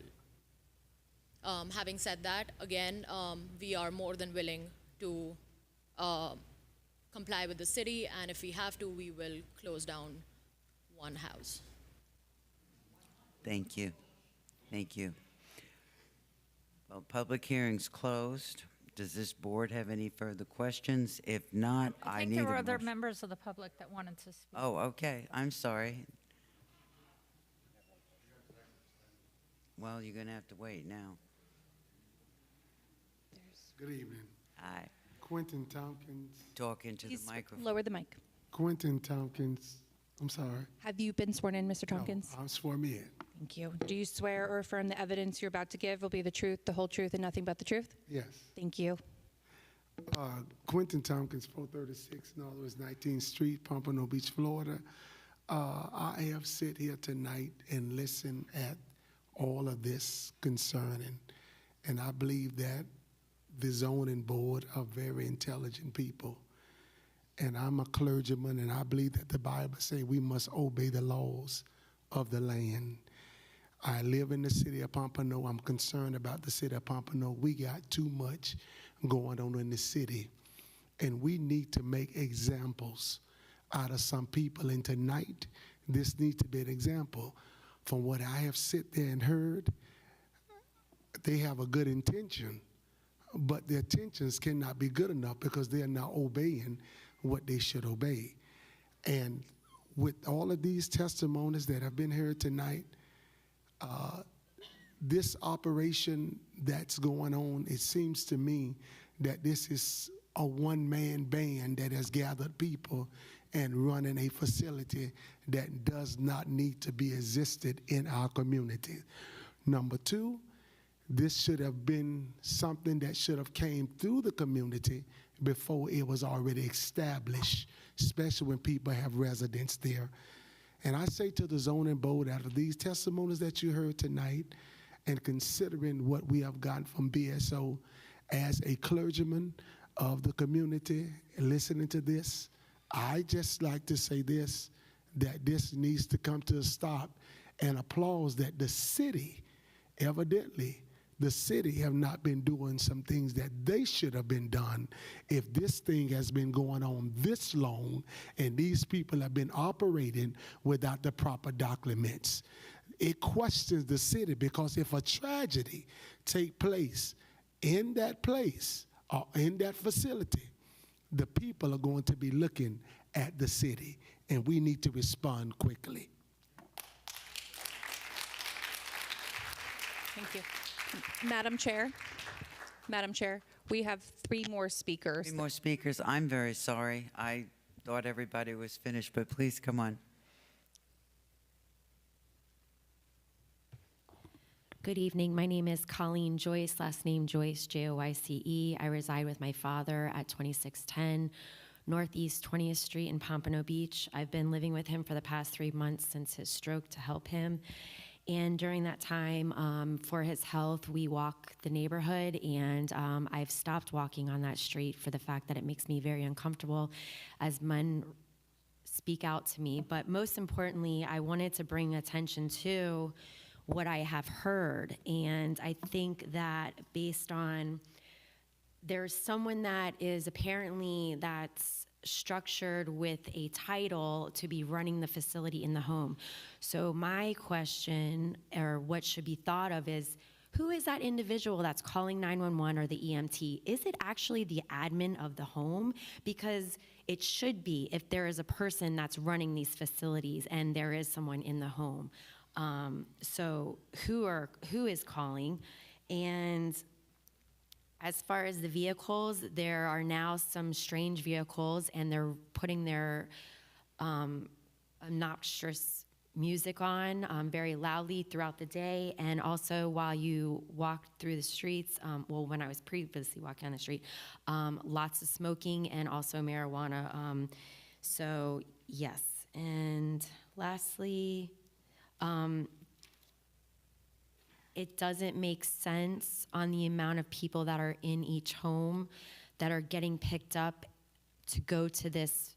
Apparently now it's a facility in Deerfield. So how many maximum occupants are allowed in wherever this facility is, and how many people are in both of these homes? So it just, the numbers aren't adding up. But the talk on the street is that, you know, the one particular home on the corner that we're talking about tonight is pulling in around $50,000 a month for rent. So there's a lot of like digging in, and I think the one gentleman that was looking into the previous owners of the homes and what was going on, I think there's a lot to be like looked into, but most importantly is the safety of the residents and the children that are on the street. So thank you for your time.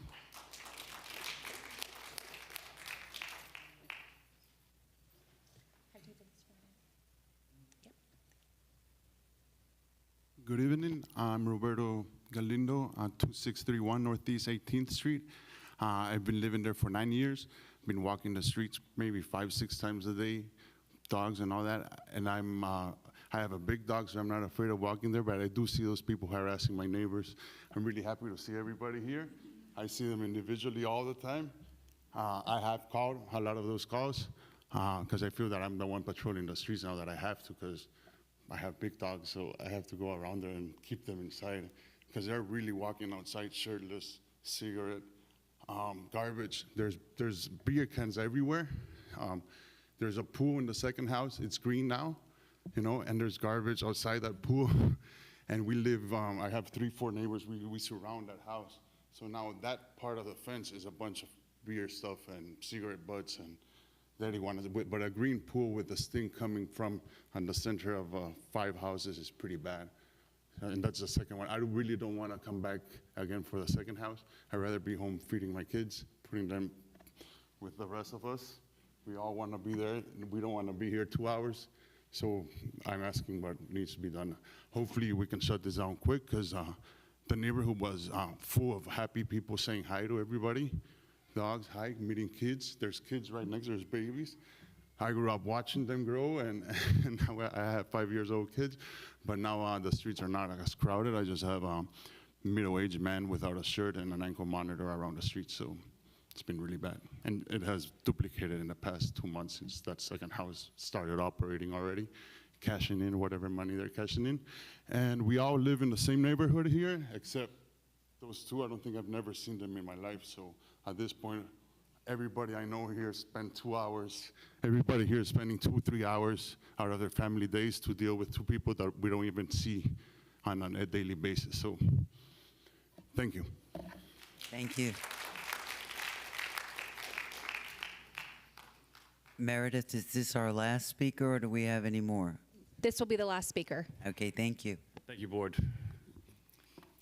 I was actually going to read a statement, but it seems like everyone's covered most of the Please key state your points. name, your last name, and your address, I sir. was getting ready to. My name is Zach Corbell. I live at 2670 Northeast 19th Street.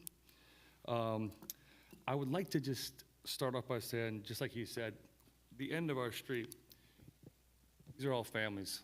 You see kids out every day. I wouldn't even walk down there just for fear of getting pregnant. I mean, it was just kids and families just able to go outside and play in the street. They would play from the time school was out till dark. Now, no more families. I'm not going to go into code and laws,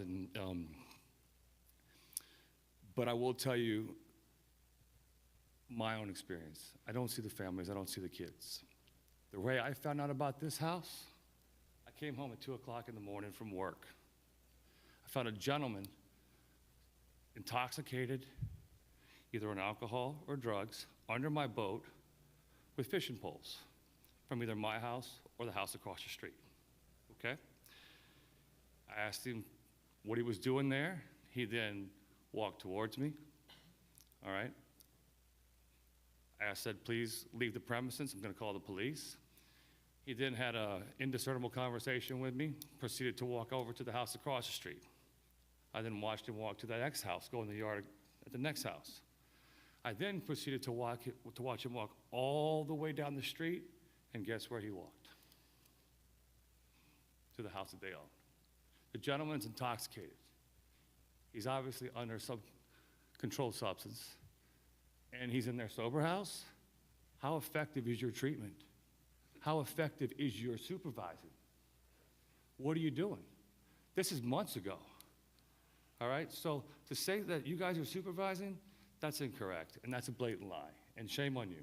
Shame on you for putting this in our neighborhood. Continue to talk in What the if- microphone, I'm otherwise sorry, shame on you, I apologize, shame on you. your What if I testimony will come not into be on your the neighborhood record. and put a sober house right next to your house with all these same issues? I can guarantee you'd be up here sitting with us, talking to the panel and the board. Last but not least, I do have one other thing. They are dropping off people on Federal to walk down the street so we don't see the vans anymore. And then number two, the house is for sale, or three, the house is for sale. So the house has not been able to be sold because, Scott, how are we on liens on that house? What are we at, 600 grand? Do you remember? Mario Sotolongo can speak to that, but there is an act So openly. even if the house were to be vacated, we'd have, somebody would love to buy the house, but they've acquired fines and liens on the house, excessive fines and liens. Correct? I'm sorry? Correct, I think there are fines and liens on the house? Yes. Okay. Excessive? I would defer to code compliance. Okay, awesome, okay. So I ask that this motion be denied. And thank you very much. Thank you. Okay, that's the last speaker. Public hearing is closed. Does the petitioner have anything else to say? I'll just lastly add that, once again, the extensive liens and fines are not against us. Yes, they might be against the owners, but we were completely unaware of those liens and fines prior to us leasing this particular property. Having said that, there is no PHP facility that has 100% success rate, meaning this is addiction. These patients are bound to relapse. There's a term, it's called Florida Shuffle. The term comes because of these people relapsing, going back into detox and starting their treatment all over again. Every person's recovery journey is different. One person might go through the cycle twice and find recovery and make a good life. The second person may go through the same cycle 10 times to find their correct mojo and to stay in recovery after that. And that is all I can add. So yes, we do try to prevent as much as we can from our patients relapsing. However, I can surely say that we don't encourage it. We UA them on a daily basis. We also do conduct random UAs, and if they do test positive for any substances, we do transfer them to a safe location. Either we send them back to detoxes to start their treatment again if the usage is extensive, or we send them to our nearby hospitals. Thank you. Thank you. Okay. Any other questions from this board? I want a motion. Yes, sir. Ma'am, are you aware of the personal legal risk you put yourself at by operating in this facility? Despite being FARC approved, the number of licenses, of people that are licensed there are also at risk. I just did a Google search right now of what risks you're at right now, and I'm seeing 3 statutes that you're in violation. And on top of that, you're putting yourself at risk for a 3rd-degree felony should anything happen. If someone is injured in your care or at their facility, or when these residents' children get hurt, you're looking at a second-degree felony. Is that worth the care that you're giving rather than finding employment at a legal licensed place, such as the one that I live within eyesight of, right down the street on Federal Highway 39 from First Step, which is a legal licensed operating facility doing the similar type of services you're doing? Correct. We do work with First Step as well, and I am very much aware of the same facility. However, which some of you may not be aware of, all these facilities do have housing in different cities. So you may, the clinical building that you see for First Step, we also do have a clinical building where these people do receive treatment, but they do also at the same time need a place to sleep. In how we are different than First Step and a lot of these facilities require rent from these people, and most of these people have never had a job or haven't worked in years. So either it's pay rent and receive treatment, or live on the streets and continue the drug usage. Yes, but the difference is it's in a commercial zone, it's approved, and they have liability insurance, and they're in a building that's falling, and they're not having issues. We do have liability insurance for all our It's a housing, residential including house. both the housing on this street as well. We do have liability insurance for that, and I can provide the city with the certificate of Putting insurances yourself at a as lot soon of as tonight. personal legal risk. I'm not an attorney, and even Google says you're nuts. Correct, and we are very much aware of the legal issues that we might face, and which is why we do have the liability insurances in place. Ma'am, Okay. please. Whoever's speaking. Madam Chair, Yes. if I may, just because I know we have some new board members, and I think Scott has done a good job in his initial staff Yes. report to explain the item that's really before. While I understand the board member has raised some additional issues that may exist for the clinical facility, that the item before you tonight is transitional housing that is permitted in the residential zoning that's provided. However, it's being done as a special exception. Correct. Okay. Do I have a motion from this board, please? I'd like to make a motion.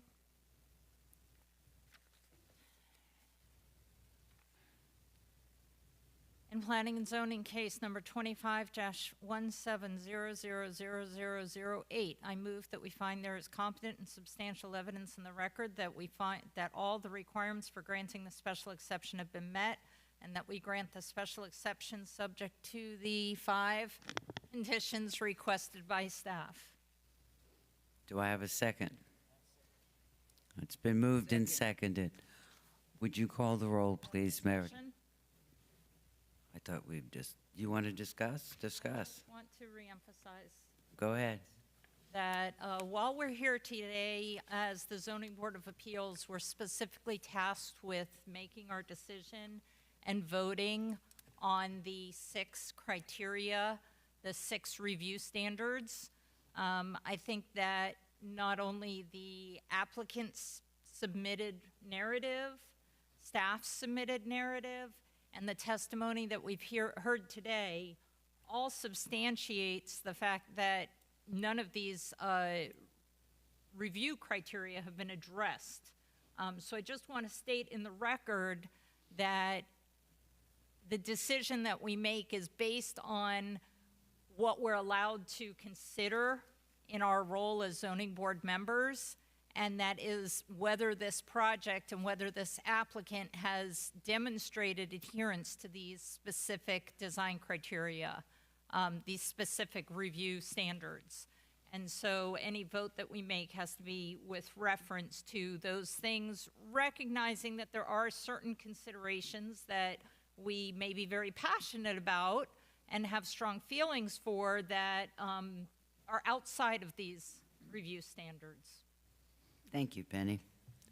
Any other comments? I'd like to make a comment on that, which is not only did the applicant fail to present anything that would substantiate that the review standards were met, to be perfectly candid, I think you presented evidence to prove that none of them were met.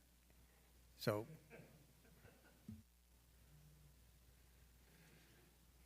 Meredith, would you please call the roll? Pennycutt, No.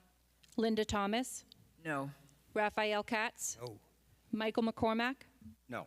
Allison Morales, No. Charlotte Burry. No, it fails.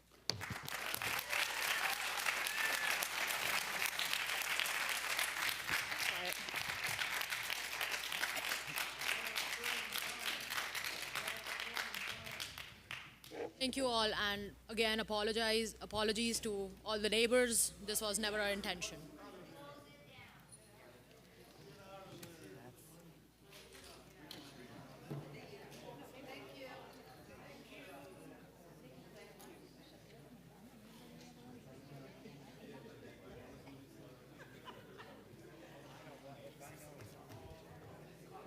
Madam Chair, do we have a motion to adjourn?